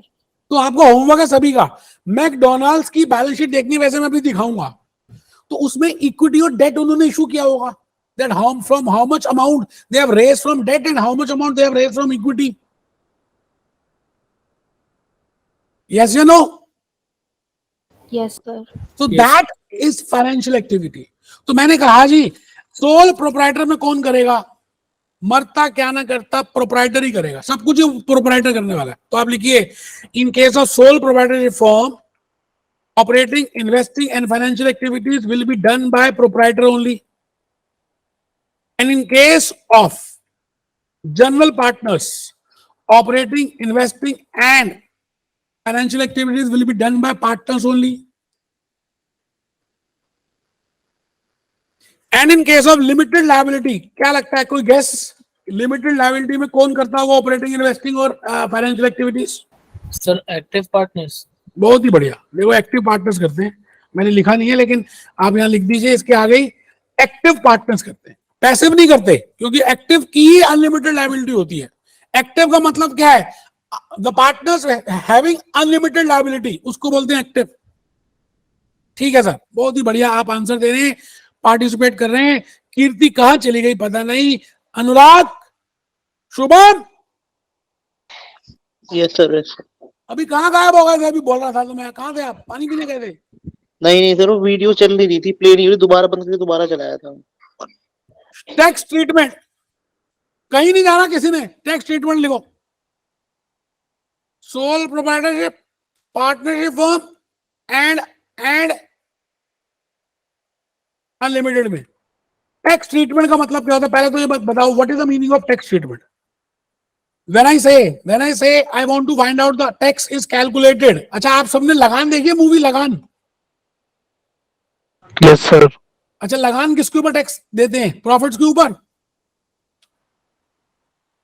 मतलब मैकडॉनल्ड्स का जो भी प्रॉफिट होगा for the financial year, it means McDonald has to pay tax on that. अच्छा, आप ये बताओ, प्रॉफिट कैसे कैलकुलेट करते हैं? Any idea? किसी को पता है प्रॉफिट हम कैसे कैलकुलेट करते हैं? यहां पर क्या आती है? इनकम्स। यहां पर क्या आते हैं? एक्सपेंडिचर्स। और यहां पर क्या आते हैं? Profits. And we pay tax on this. Let the profit be 100 crores, $100 million, and let the tax rate be 20%. Can any one of you tell me कि यहां पर कितना टैक्स आएगा? 20 million। बोलो हाँ या ना, तो बोल दो। Yes sir. अच्छा, आप ये बताओ, अगर ये 20 million, if this firm is a proprietorship firm, who will pay this tax? Second point, मैंने कहा जी, if this firm is a individual, मैं proprietor यहां ऐसे लिख रहा हूं, individual. Second is, if this firm is a partnership firm, if this is a limited liability partnership firm, and if it is a corporate entity, वैसे मैंने अभी corporate entity बताया नहीं है, फिर भी थोड़ा सा अभी मैं लिख रहा हूं, तो हम देखते हैं कौन सा बच्चा बताएगा। चलिए, कोई बताना चाहे तो प्लीज अपना हैंड रेज कर सकते हैं, मुझे बताइए। चाहत आप बताओ कि $20 million का टैक्स अगर इंडिविजुअल फॉर्म हो तो कौन पे करेगा? सर जिसने स्टार्ट करा है, इंडिविजुअल। इंडिविजुअल को पे करना पड़ेगा, क्योंकि इन दोनों की रिलेशनशिप एक ही है, because business is not a separate legal entity. Similarly in the case of partnership form also, it will be paid by the partners only, because they don't have the separate relationship. But if I say it is a case of corporate entity, as we have discussed, corporate entity has a separate legal entity, तो ये जो tax है कौन पे करेगा? Corporate entity का। 20 crores will be paid by McDonald's, अगर हम मैकडॉनल्ड्स का एग्जांपल लें, और रिलायंस जियो, अगर हम रिलायंस जियो का एग्जांपल लें, तो यहां पर लिखेंगे tax treatment, tax treatment, tax treatment, tax treatment, tax treatment. कहां गया? किधर गया? ये लिखो जी, profits of business are treated as personal income. Profits are treated as personal income of proprietor. आप सब ढीले तो नहीं बैठे हुए, आप कमर सीधी करके बैठे हैं या बस सो चुके हैं?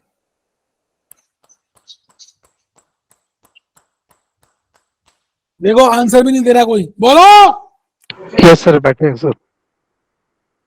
मैं थप्पड़ कैमरे से निकल के मारना शुरू कर दूं, थप्पड़ सोचना आप। लिखो यहां पे, tax treatment, profits of business are treated as personal income of proprietor.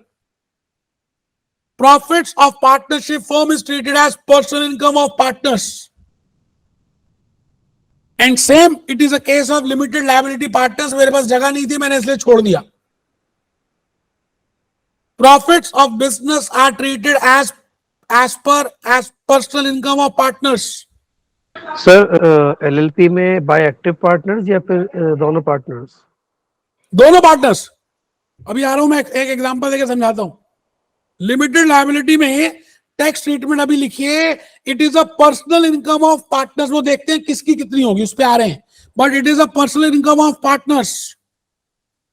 Fourth point में आ जाइए, लास्ट, लीगल रिलेशनशिप में।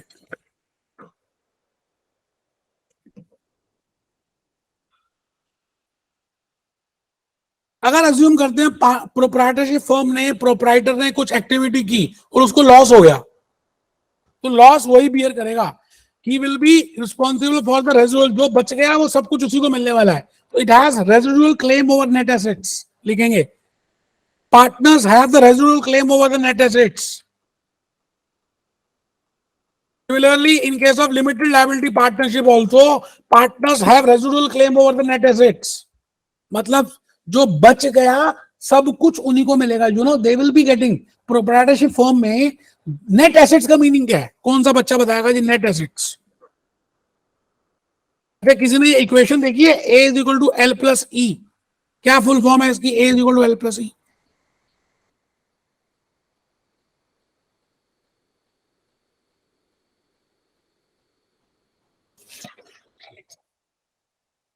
कीर्ति,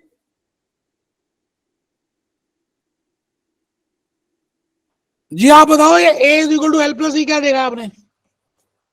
क्या है ये? Sir asset is equals to liability plus capital होता है। हाँ, क्या है इसकी इक्वेशन का नाम क्या होता है? सुना है कभी ये अकाउंटिंग इक्वेशन? Yes sir. ठीक है, अब आप ये बताइए, what I mean by net assets as per this equation? What do you mean by net assets? As per this equation, what do you mean by net assets? When I deduct, you know, liabilities from the assets, the balancing figure will be net assets. Net का मतलब क्या होता है? When I deduct liabilities from the assets, ये assets हैं, ये liabilities हैं, तो जो बैलेंस बच गया उसको क्या बोलते हैं? Net assets. तो प्रोप्राइटरशिप फर्म में नेट एसेट्स जो बच जाएंगे, that will be relating to owner. Partnership firm में जो नेट एसेट्स बच जाएंगे वो पार्टनर्स को मिलेंगे। Similarly in case of limited liability, जो भी कुछ बच जाएगा वो पार्टनर को मिलेगा। बट आपको लगा होगा कि अभी तक मैं कॉर्पोरेट की बात नहीं कर रहा, तो आप लिखिए जी very very very important, table खत्म हो गया जी। एक बच्चे को नींद आ रही थी, कहते टेबल खत्म हो गया। हाँ जी, टेबल कंप्लीट है जी, उठ जाओ। अब लास्ट पॉइंट बताने जा रहा हूं आज के लेक्चर का। आप सभी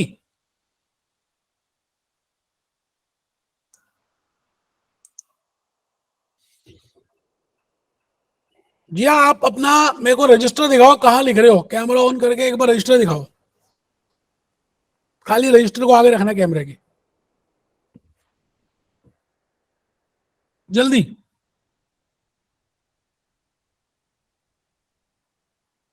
थोड़ा सा पीछे करो, रजिस्टर दिख नहीं रहा। हाँ ठीक है, ठीक है, ठीक है, ठीक है जी, बहुत बढ़िया। मैं भी बाकी बच्चों को देख रहा हूँ। चाहत आप दिखाओ भैया अपना रजिस्टर। 15-16 बच्चे हैं, मैं सबका देखूंगा। चाहत यस सर, एक मिनट। हाँ रजिस्टर दिखाओ, दिखाओ दिखाओ। बहुत बढ़िया, बहुत ही बढ़िया, अच्छी बात है। ठीक है,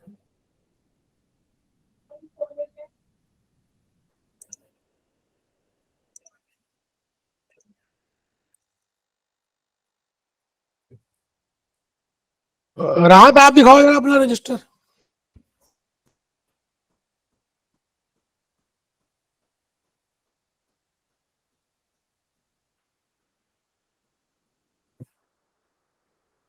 बहुत ही बढ़िया, बहुत ही बढ़िया है, बहुत बढ़िया है। आदिति आप दिखाओ,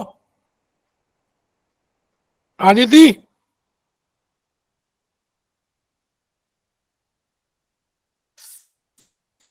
जी आपकी फ्रेंड का नाम क्या? मेरे को लग रहा है मैं शायद प्रॉपर्ली प्रोनाउंस नहीं कर रहा हूं उनका नाम। क्या नाम है? सर कशिका। सॉरी सॉरी, मैं गलत बोल रहा था, है ना। कशिका आप भी दिखा दो प्लीज अपना एक बार रजिस्टर। Kashika, yes sir.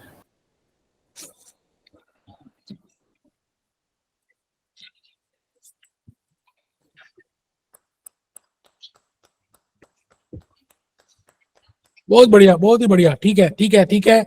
तो आप सभी काफी अच्छे बच्चे हैं और सब के सब नोट कर रहे हैं, और इसीलिए मैं चाहता हूं कि आप अब लिखिए सबसे important concept, because there are 4 structures, जिसमें से सबसे बेस्ट है कॉर्पोरेट स्ट्रक्चर। उसके बड़े सारे नाम हैं, जैसे पहला नाम है कॉर्पोरेशन, दूसरा नाम है लिमिटेड कंपनी, तीसरा नाम है कॉर्पोरेट एंटिटी, अमेरिका में अलग अलग नामों से, but I want to say this is same, you know, as in India we say it is a company, but in USA we name it as a corporation, we name it as a limited company, or we name it as a corporate entity, तीनों same ही है। अब इसके कुछ features हैं, क्योंकि इस chapter का, इस सब्जेक्ट का नाम ही है कॉर्पोरेट इश्यूअर्स, कॉर्पोरेट फाइनेंस, तो अभी से जो भी मेरी डिस्कशन रहेगी it will B for corporate entity. तो सबसे पहले आप उसके फीचर्स लिखेंगे, सभी बच्चे लिखेंगे, किसके ऊपर लिख रहे हैं? Features of corporate entity, features of corporate entity. First is it has a separate legal entity. Second is owners, अभी अभी हमने देखा ओनर्स, ओनर्स कौन होते हैं? अमेरिका में इक्विटी के होल्डर्स को हम कॉमन स्टॉक होल्डर्स बोलेंगे। ओनर्स और कॉमन स्टॉक होल्डर्स और इक्विटी के holders have limited liability, very important, paper में आया हुआ testable area. Third is owners appoint board of directors, आहा, वेरी इंपॉर्टेंट, वेरी इंपॉर्टेंट। इसमें से एक टॉपिक आएगा एजेंसी इशू का। Owners appoint board of directors and board of directors appoint की managerial personnels. Owners appoint board of directors and board of directors appoint की managerial personnels. जैसे Mukesh Ambani chief executive officer Ramlal को appoint कर रहा है, और रामलाल, अच्छा डायरेक्टर, सॉरी, यहां पर हम बात कर रहे हैं equity share holders, common stock holders, equity share holders has appointed Mukesh Ambani as a chairman of this board of directors. तो मैंने यहां पे लिख दिया, रामलाल हटा दिया जी, मुकेश अंबानी यहां पर आ गया। कहां पर? बोलो ना, बोर्ड ऑफ डायरेक्टर्स में। और board of directors Mukesh Ambani ने चीफ एग्जीक्यूटिव ऑफिसर अपॉइंट कर लिए, केएमपी, की मैनेजमेंट पर्सनल्स। बड़े इंपॉर्टेंट फीचर्स है इसमें, आप जो लिख रहे हो। First is they have a separate legal entity. Second is owners have a limited liability. Third is equity shareholders appoint board of directors and board of directors appoint key managerial personals. It means equity shareholders principal है, ये testable area जो बता रहा हूं, और board of directors agent है, की managerial personnels agent है। It means there is a relationship of principal and agent, ठीक है, वो लिख दिया, principal and agent.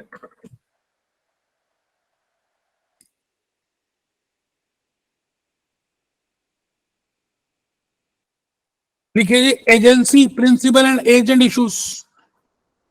A corporate entity can raise funds through 2 sources of capital. Corporate entity can raise funds through 2 sources of capital. One is ownership capital, and second is borrowers capital. पहली है जी borrowers capital,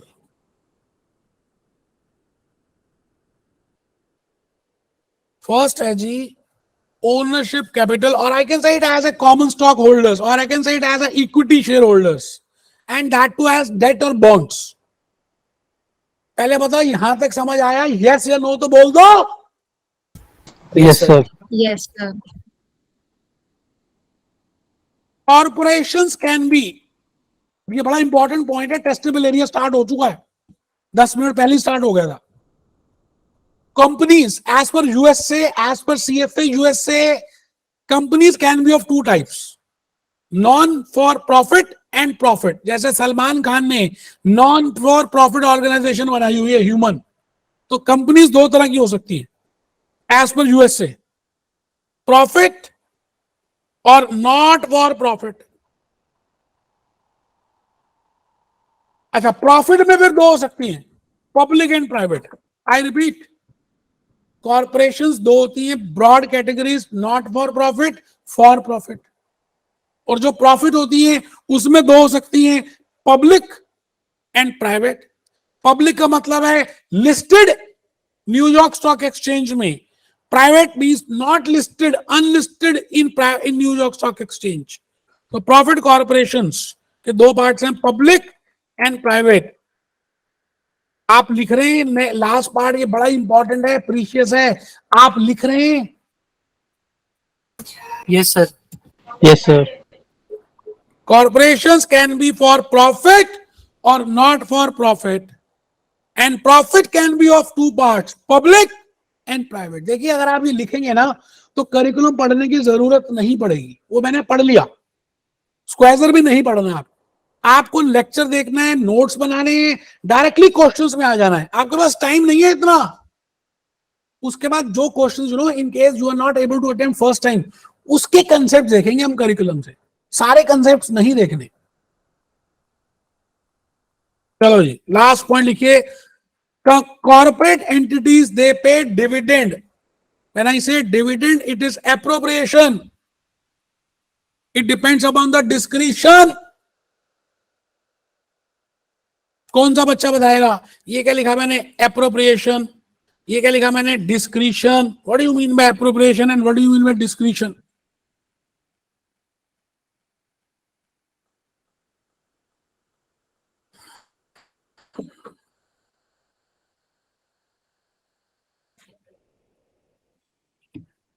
Kashika, आप बताओगे? Dividend is an appropriation और it is a discretion. Sir appropriation ऐसे हो सकता है कि हमारा जितना प्रॉफिट है हम उसमें से डिविडेंड्स पे करते हैं, तो हमने कितना रिटेन करना है और कितना शेयर होल्डर्स को पे करना है। अच्छा, ठीक है। वैसे डिविडेंड एप्रोप्रिएशन का मीनिंग होता है कि it depends upon my discretion whether I want to pay it or not. It is not compulsory that I have to pay it, you know. For example, in case of debentures or in case of bonds, it is compulsory that I have to pay the interest. So I will say it is a charge against the profit. But when I say it is not a compulsion on my part or the part of management, because it relates to the owners. So if it depends upon the discretion of the management to pay or not to pay, I will say it is a disappropriation. You're getting my point? आप समझ रहे हैं? Yes sir. अच्छा, अब last point लिख रहे हैं जिसके ऊपर अभी पेपर में क्वेश्चन आया था, double taxation. How double taxation will be there in case of a corporate entity? Because in case of a proprietorship, in case of a partnership form, all profits belongs to partners or all profit belong to proprietor. But in case of a corporate entity, because corporate entity is an artificial person, corporate entity एक artificial person है, उसका profit उसका है, तो जो profit वो earn करेगी उसके ऊपर उस कॉर्पोरेट एंटिटी को टैक्स देना पड़ेगा। फिर जो प्रॉफिट डिस्ट्रीब्यूट होगा ओनर्स को, इनको भी टैक्स देना पड़ेगा। तो it is a case of double taxation. I repeat, in case of corporate entity, there will be a tax incidence, tax treatment of 2 times, you know, 2 बार देना पड़ेगा।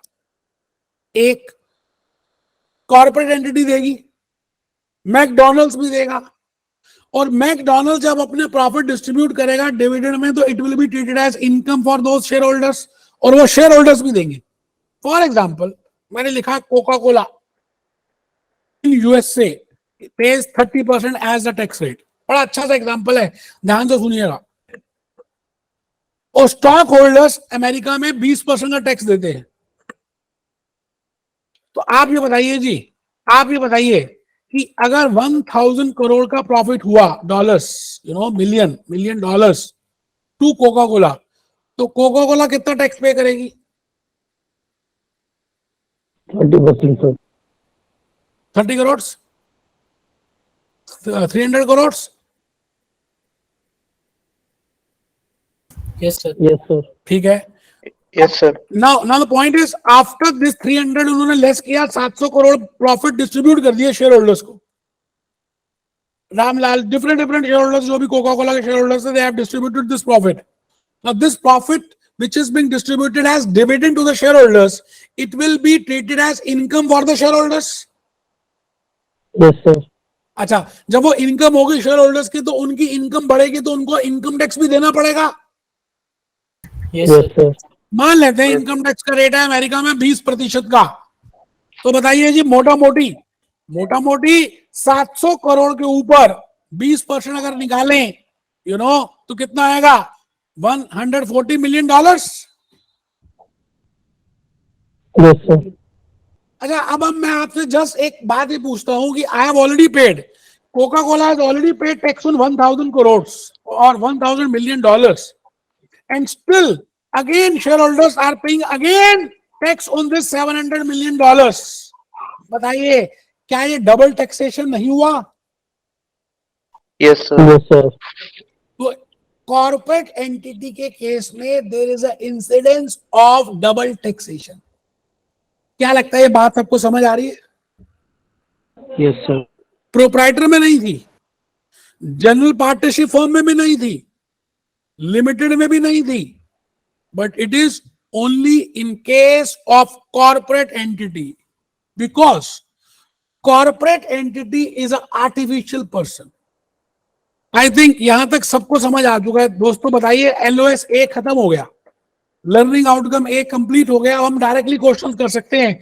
मैं एक दो क्वेश्चन आपके सामने लेकर आऊंगा, आप देखिएगा कि क्या आप समझ पा रहे हैं या नहीं।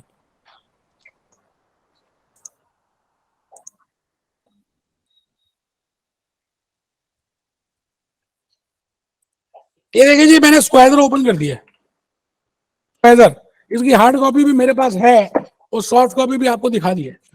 इसमें लर्निंग आउटकम देखिए, जो अभी हम जो कर रहे हैं वो ये कर रहे हैं जी, this is the reading which we are doing, corporate structures and ownership. ठीक है, इसमें हम अभी हैं बिजनेस स्ट्रक्चर्स, ये कंप्लीट कर लिया। अभी बिजनेस स्ट्रक्चर्स में there are 3 learning outcomes, we have completed 1 learning outcome and we are going to start with B and then we will be going to start with C. But before starting with B and C, I want that you should answer some of the questions. जो 2-3 question आप मेरे answer कर दें। अब ये देखिए, ये है learning outcomes, these are the learning outcomes. ये देखिए, these are the 3 learning outcomes जो मैंने आपको बोले थे, ये पहला, ये दूसरा और ये तीसरा। क्या दिख रहा सभी को? पढ़ना जरा, क्या लिखा है जी लर्निंग आउटकम ए क्या है, पढ़िए, तेज आवाज में पढ़िए भाई। चाहत, So the candidate should be able to A है compare business structures and describe key features of corporate issuers। बहुत बढ़िया। तो अभी हमने ये वाला डिस्कस किया, इसके क्वेश्चंस मैं एक दो दे रहा हूं, जिससे पूछूंगा वो बच्चा बताएगा, बाकी नहीं बताना। ये देखो, already we have discuss with this. अब आपको ना ये थ्योरी पढ़नी नहीं है, आपको डायरेक्टली स्क्वायर के पहले क्वेश्चंस करने हैं और उसके बाद डायरेक्टली आप वहां पर आ जाएंगे करिकुलम में। मैं आपको बताऊंगा क्या करना है। देखो, उन्होंने ऑलरेडी बताया हुआ है, but there is no need to read this. आप पहले डायरेक्टली क्वेश्चंस में आ जाएं। फर्स्ट क्वेश्चन आपके सामने है, पढ़िए जरा। कशिका, आप पढ़ो बेटा, फर्स्ट क्वेश्चन पढ़ना है, क्या लिखा हुआ है? Which business structure has the largest degree of separation between the owners and of a business? ठीक है, ऑप्शंस पढ़िए जरा, ऑप्शंस क्या है? A corporation, B limited partnership, C general partnership। ठीक है, आप आंसर भी बताओ क्या होना चाहिए। Sir, corporation। ग्रेट, बहुत ही बढ़िया, आपके बिल्कुल 100 में से 100 मार्क्स आ गए। आपको क्वेश्चन ध्यान से पढ़ना है कि वो पॉजिटिव सेंस में, नेगेटिव सेंस में, मोस्ट लाइकली है। मैं एक बार फेल हुआ CFA में, वो इसलिए कि मैं क्वेश्चन ध्यान से पढ़ता नहीं था। कई बार लिखा होता था least likely, at least, at most, positively, likely, most likely. तो आपको इंग्लिश ध्यान से पढ़नी है। मैडम ने बिल्कुल ठीक पढ़ी है। अभी हम क्वेश्चन नंबर 3 में आ रहे हैं पहले। ठीक है जी, तो आप चाहत आप पढ़ो भैया क्वेश्चन नंबर 3, या शुभम आप पढ़ो। चलो शुभम आप पढ़ो, क्वेश्चन 3 क्या है? अब देखो इनका कैमरा फिर चला है। शुभम चलो चाहत आप पढ़ो यार। For a sir company network issue आ that रहा is है सर बहुत इधर। अच्छा कोई बात नहीं, कोई बात नहीं, सुनो इनकी बात सुनो, चाहत ही पढ़ो। For a company that is financially sound, increasing the company's rate of growth is most likely to benefit. A part is equity holders but not debt holders. B is both debt holders and equity holders, and C is neither debt holders nor equity holders. अभी answer नहीं देना, पहले दोबारा सब बच्चे ईमानदारी से पढ़ो क्वेश्चन को और सोचो अपना अपना मन में आंसर, आंसर मत देना अभी। सब बच्चे ध्यान से क्वेश्चन को पढ़ रहे हैं, पहले क्वेश्चन को समझते हैं कि क्वेश्चन है क्या, what the question want to say us, क्या पूछना चाह रहा है। आंसर देने में जल्दबाजी मत करो, मैंने दी थी तो मैं फेल हो गया था पहली बार, आप मत होना। अच्छी तरह से क्वेश्चन को पढ़ो। कौन सा चलो आप ही चाहते एक्सप्लेन करो क्वेश्चन क्या कह रहा है, पहले तो ये बताओ आपको क्या समझ आया। सर क्वेश्चन कह रहा है कि अगर जो कंपनी एक फाइनेंशियली साउंड कंपनी है, यानी कि फाइनेंशियली स्टेबल है, उस कंपनी का अगर हम रेट ऑफ ग्रोथ बढ़ाते हैं तो उससे सबसे ज्यादा फायदा किसको होगा? इसको लिखा मोस्ट लाइकली, देखो वर्ड क्या है, मोस्ट लाइकली, किससे ज्यादा फायदा होगा। ठीक है आप बताओ भैया, चाह जी आप ही बताओ किसको फायदा होगा भाई साहब, ए बी सी किसमें से किसको ज्यादा फायदा होगा।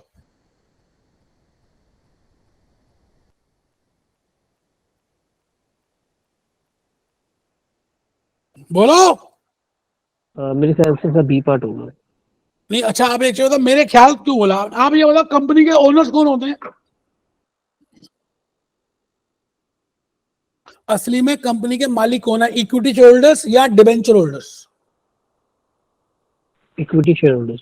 वैसे ये लर्निंग आउटकम नंबर सी के ऊपर रिलेट किया है इन्होंने, अभी मैंने वैसे लर्निंग आउटकम सी बताया नहीं है किसी को भी जब मैंने इक्विटी और डेट की बातें करनी है, बट स्टिल अब हमने क्वेश्चन डिस्कस किया तो मैं जस्ट वैसे ही बताना चाह रहा हूं। आप ये बताइए जी, आप ये बताइए कंपनी के ओनर्स कौन होते हैं, इक्विटी शेयर होल्डर्स और डिबेंचर होल्डर्स, इतना बता दो। I think for a company the real owners are the equity share holders, debt holders नहीं होते, उनको तो हम इंटरेस्ट देते हैं, कहते हैं भैया जाओ छुट्टी तुम्हारी। इट मींस अगर कंपनी की वैल्यूएशन बढ़ती है, जोमैटो की वैल्यूएशन बढ़ती है, स्विगी की वैल्यूएशन बढ़ती है, तो अल्टीमेट बेनिफिट किसको होगा, डिबेंचर होल्डर्स को या इक्विटी होल्डर्स को? इक्विटी को सर। तो अब दोबारा से पढ़ो ए बी सी ऑप्शन ध्यान से, और part आपके हिसाब से क्या होनी चाहिए बताना। ए पार्ट सर। ए में क्या लिखा है? Equity holders but not debt holders. ठीक है, डेट का मतलब क्या है, जिनसे हमने पैसे उधार में मांगे थे, जिनसे हमने पैसे बोरो किए थे। और इक्विटी का मतलब क्या है अभी बताऊंगा, वैसे आई have not told you these learning outcomes, अभी बताना है। Equity means real owners of a company, real owners. ठीक है सर, ठीक है जी। तो अभी बी पार्ट का भी बताना है, अभी बताया नहीं वो मैंने आपको। तो अभी ये देखो, ये मैंने लिखा हुआ है आपके लिए, मैं थोड़ा सा और बता दूं कि अभी मैंने ये बताने थे। ये देखिए, ये देखिए,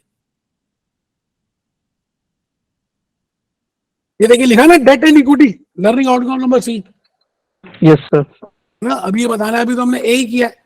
इसमें मैं बताता अभी कि डेट कौन होते हैं और इक्विटी कौन होते हैं, है ना।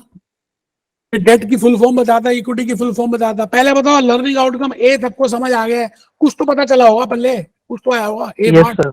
है। Yes sir. तो दो बच्चों ने बोला पर बाकी बच्चे बोल ही नहीं रहे,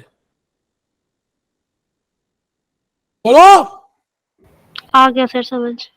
अब लिखो learning outcome number B, difference between public and private companies. ये होमवर्क दूंगा अभी, जल्दी लिखो।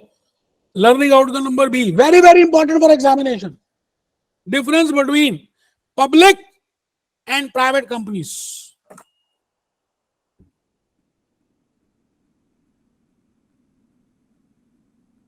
अच्छा आपको क्या लगता है what is the difference between, Shubham आप बताओगे, आपका नेटवर्क ठीक हो तो बताओ, पब्लिक कौन सी होती है और प्राइवेट कौन सी होती है शुभम?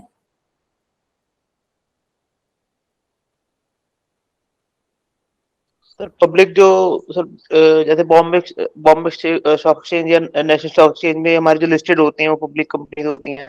अच्छा प्राइवेट बहुत से बढ़िया, जो आईपीओ के लिए भी नहीं गई होती है। बहुत बढ़िया। आईपीओ की फुल फॉर्म क्या होती है Shubham? Sir initial public offering. अच्छा, और प्राइवेट कौन सी होती है शुभम आपके हिसाब से?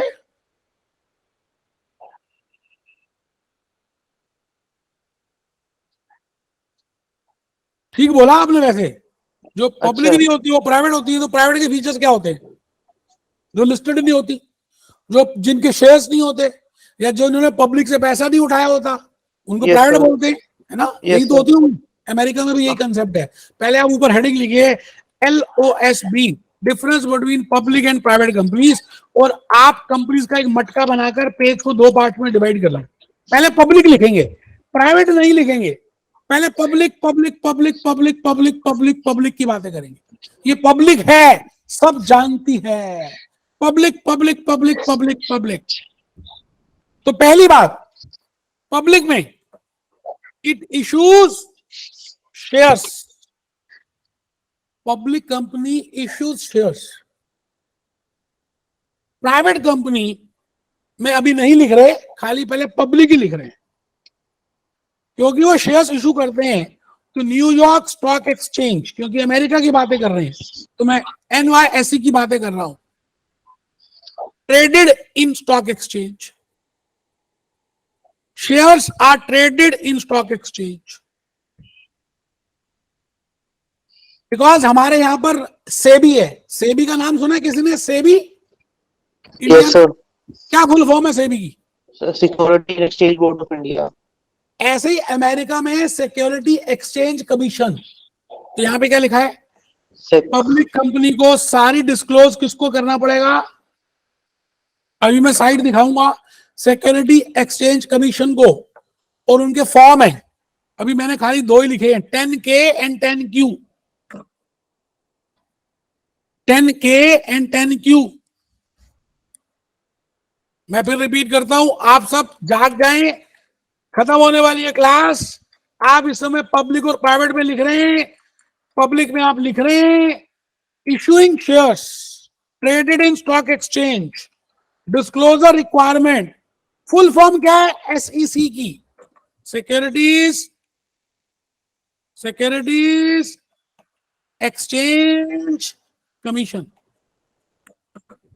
अभी पब्लिक लिख रहे हैं, डिस्क्लोज फाइनेंशियल रिजल्ट्स पब्लिकली, मतलब इनकम स्टेटमेंट, बैलेंस शीट, सब कुछ पब्लिकली बताना पड़ेगा। Disclose financial results publicly. Investors have long term horizon, investors have short term and long term, दोनों। बताओ शॉर्ट टर्म कैसे और लॉन्ग टर्म कैसे? कशिका आप बताओगे लॉन्ग टर्म या शॉर्ट टर्म कैसे? नहीं सर, आइडिया नहीं है।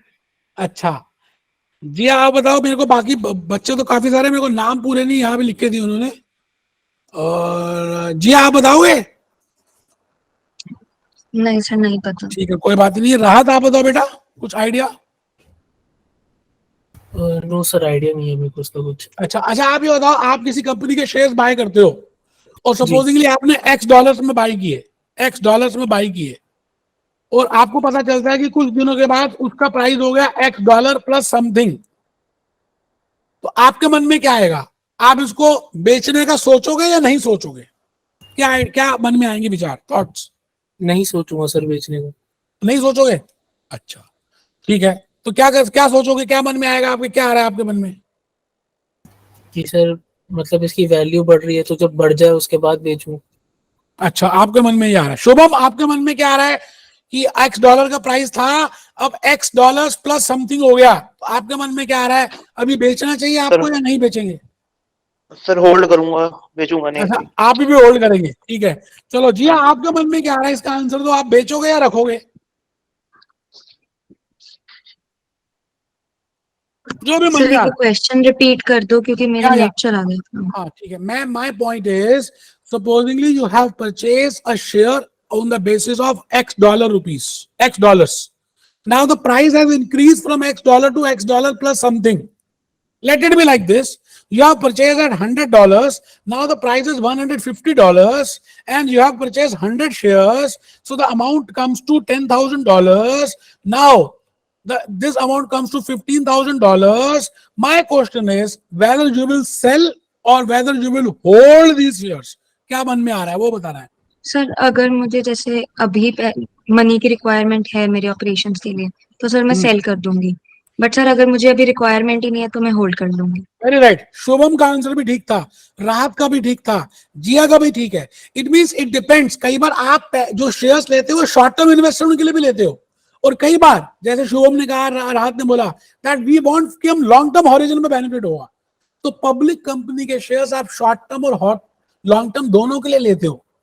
क्या ये लॉजिकली ये बात क्लियर हो रही है? Yes, sir. तो पहले बताओ, पब्लिक कंपनी में सारे पॉइंट्स लिख लिए क्या? पहला पॉइंट बताओ भाई, रात क्या लिखा पहला पॉइंट, जल्दी मुंह से बोलो। Issuing shares. दूसरा पॉइंट क्या लिखा है? Shares traded in stock exchange. तीसरा क्या लिखा है? Disclosure requirement under SEC. Fourth क्या लिखा है? Disclose financial results publicly. Fifth क्या लिखा है? Investors have short, long time horizon. Term horizon. Short भी एंड लॉन्ग भी दोनों। चलो प्राइवेट में आ जाओ। अब आप बताओ जी, प्राइवेट में शेयर्स इशू नहीं कर सकते आप, पब्लिक को नहीं इशू कर सकते। आप प्राइवेटली जिसको जानते हो अपने रिश्तेदारी में, बड़े पापा को, छोटे पापा को, बड़ी मम्मी को, दोस्त को, फ्रेंड को, आप उन्हीं को दे सकते हो, प्राइवेटली दे सकते हो, पब्लिक को नहीं इनवाइट कर सकते। तो पहला पॉइंट लिखिए, as per USA, CFA USA, private companies means those who can raise through private placement, जो खाली प्राइवेट प्लेसमेंट के थ्रू रेज कर सकती हैं, that is through high net worth individuals, जो धनी लोग होते हैं, high net worth individuals, HNIs, high net worth individuals. We can sell to those only.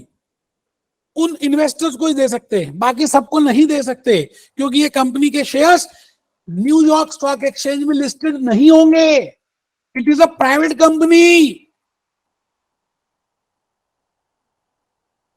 Next point लिखिए जी, प्राइवेट में कोई डिस्क्लोजर की रिक्वायरमेंट नहीं है सिक्योरिटी एक्सचेंज कमीशन को, जैसे पब्लिक कंपनी में रिक्वायरमेंट थी, इसमें कोई भी रिक्वायरमेंट नहीं है।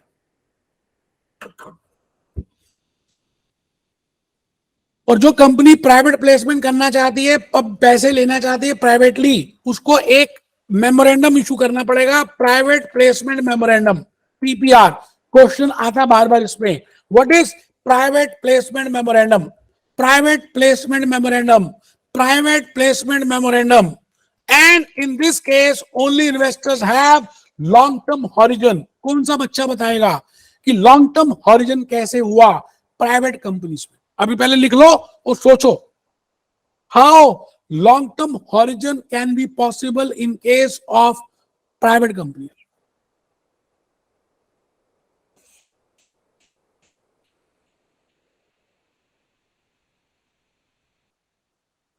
Any one of you please, if you want to tell me something, you know, मैंने ये क्वेश्चन पूरे डाइस के लिए ओपन कर दिया। Any one of you out of these 18-19 students, you want to tell that what I mean by, you know, क्या मतलब समझ आता है आपको? That investors have long-term horizon.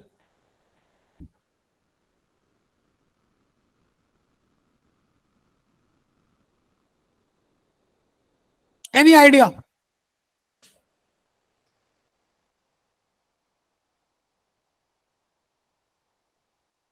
कुछ भी, कोई बच्चा नहीं बताएगा, किसी को समझ ही नहीं आया।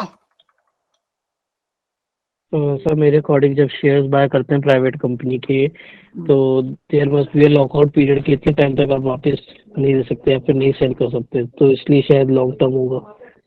बहुत बढ़िया। जैसे एज्यूम करते हैं पेटीएम है, Paytm is a private company. अब इस कंपनी ने कुछ हाई नेटवर्क इंडिविजुअल्स को शेयर्स दे दिए। Now these shares can not be sold in the market. आप न्यूयॉर्क स्टॉक एक्सचेंज में और बॉम्बे स्टॉक एक्सचेंज में और नेशनल स्टॉक एक्सचेंज में पेटीएम के ये शेयर्स इशू नहीं, सेल नहीं कर सकते। नाउ बिकॉज आपका एक लॉन्ग टर्म हॉरिजन है पेटीएम के साथ, आप बीच में नहीं बेच सकते, as in case of public companies. So as per them, as per CFA Institute, this is the very most important difference that investors have a long term horizon, and in case of public company, investors have short term horizon. पहले बताओ ये बात सबको clear है? Yes, sir. अब homework लिखिए, class में यही छोड़ रहा हूँ, आपको होमवर्क दे रहा हूँ, कोई बात कुछ और बतानी है बताऊंगा। तो पहला होमवर्क ये है, आप सब ने ये देखना है गूगल से, स्क्वाइजर नहीं है तो करिकुलम भी नहीं है तो गूगल में जाकर, नहीं तो जीपीटी, चैट जीपीटी का नाम सुना है? Yes, sir. कहीं से भी ढूंढना है, ways in which private company can be converted into public, very important for your examination, कि भाई प्राइवेट से पब्लिक कंपनी कैसे बन सकती है, क्या रास्ते हैं, what are the ways, और what are the ways in which a public company can become a private? Highly testable area for your examination. Public से प्राइवेट कैसे बनती है और प्राइवेट से पब्लिक कैसे बन सकती है, ये होमवर्क है जी, और कुछ भी होमवर्क नहीं है। देखिए अभी मैं ये सोच रहा हूं कि कुछ स्टूडेंट्स को टाइमिंग में हल्का सा इशू था क्योंकि वो जॉब कर रहे हैं, अभी उन्होंने ज्वाइन नहीं किया आज, तो अगर हम सैटरडे की क्लास थोड़ा सा 6 बजे के आसपास रख लें और संडे की तो 2 बजे ही ठीक है, आप आराम से घर से कर सकते हैं, आप वैसे यहाँ पे आना चाह भी सकते हैं लेकिन घर से भी कर सकते हैं। तो अभी कल संडे है, कल तो 2 बजे ही है, तो कल मैं बता दूंगा कि नेक्स्ट सैटरडे कब होगी। पहली बात, आप सभी का मैं होमवर्क देखने वाला हूं और उसमें मैं प्राइज दूंगा।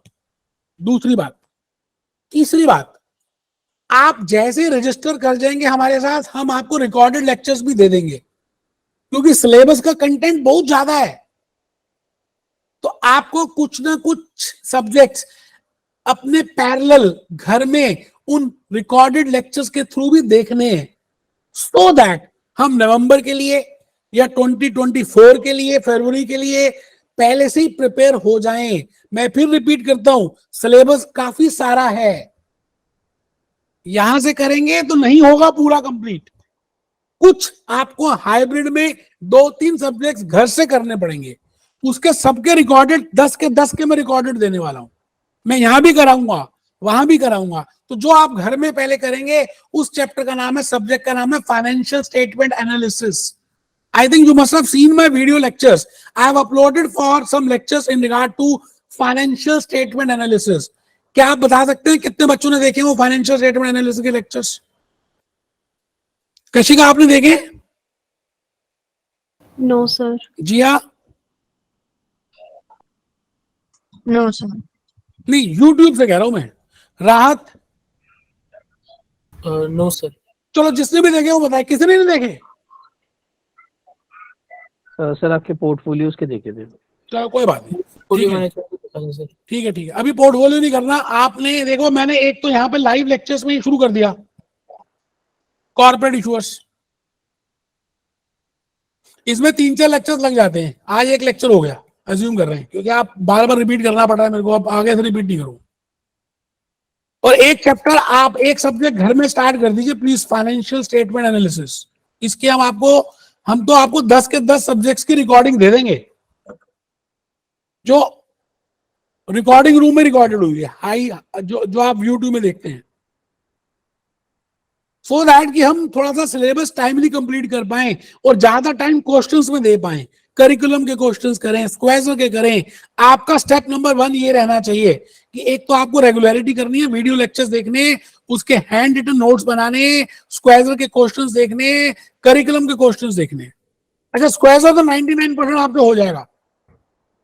करिकुलम में जो भी क्वेश्चंस नहीं होंगे हम उसके कंसेप्ट देखेंगे और वो डिस्कस करेंगे। अगर मैंने दोबारा से, अगर वो in case I have not discuss that, I will see to that, but most probably I will discuss all the concepts. वो कई बार हम उसका फिर पढ़ना पड़ेगा करिकुलम से कि क्या लिखा हुआ है उस क्वेश्चन के लिए। तो like this the journey will be there. उसके बाद आपको CFA की साइट में जाकर कैंडिडेट रिसोर्सेज है, वहां से क्वेश्चंस करने हैं, and it is more than enough, बस से ज्यादा कुछ नहीं करना है। प्रैक्टिस के क्वेश्चंस कुछ परचेज नहीं करने। आजकल CFA की साइट में, जनरली यूट्यूब सोशल मीडिया में आप देख रहे होंगे, वो कुछ प्रैक्टिस क्वेश्चंस की बातें कर रहे हैं। $250, किसी ने सुना है $250 की बात हो रही है? Yes, sir. तो आपने अभी कुछ ही बाय नहीं करना है, स्क्वेजर कीजिए, करिकुलम के कीजिए, कैंडिडेट रिसोर्सेज कीजिए। मैं इसी से पास हुआ था, आप भी पास हो सकते हैं। मेन पॉइंट है कंसेप्ट पे ध्यान देना है, प्लस मैं काफी सारी चीजें आपको बताऊंगा।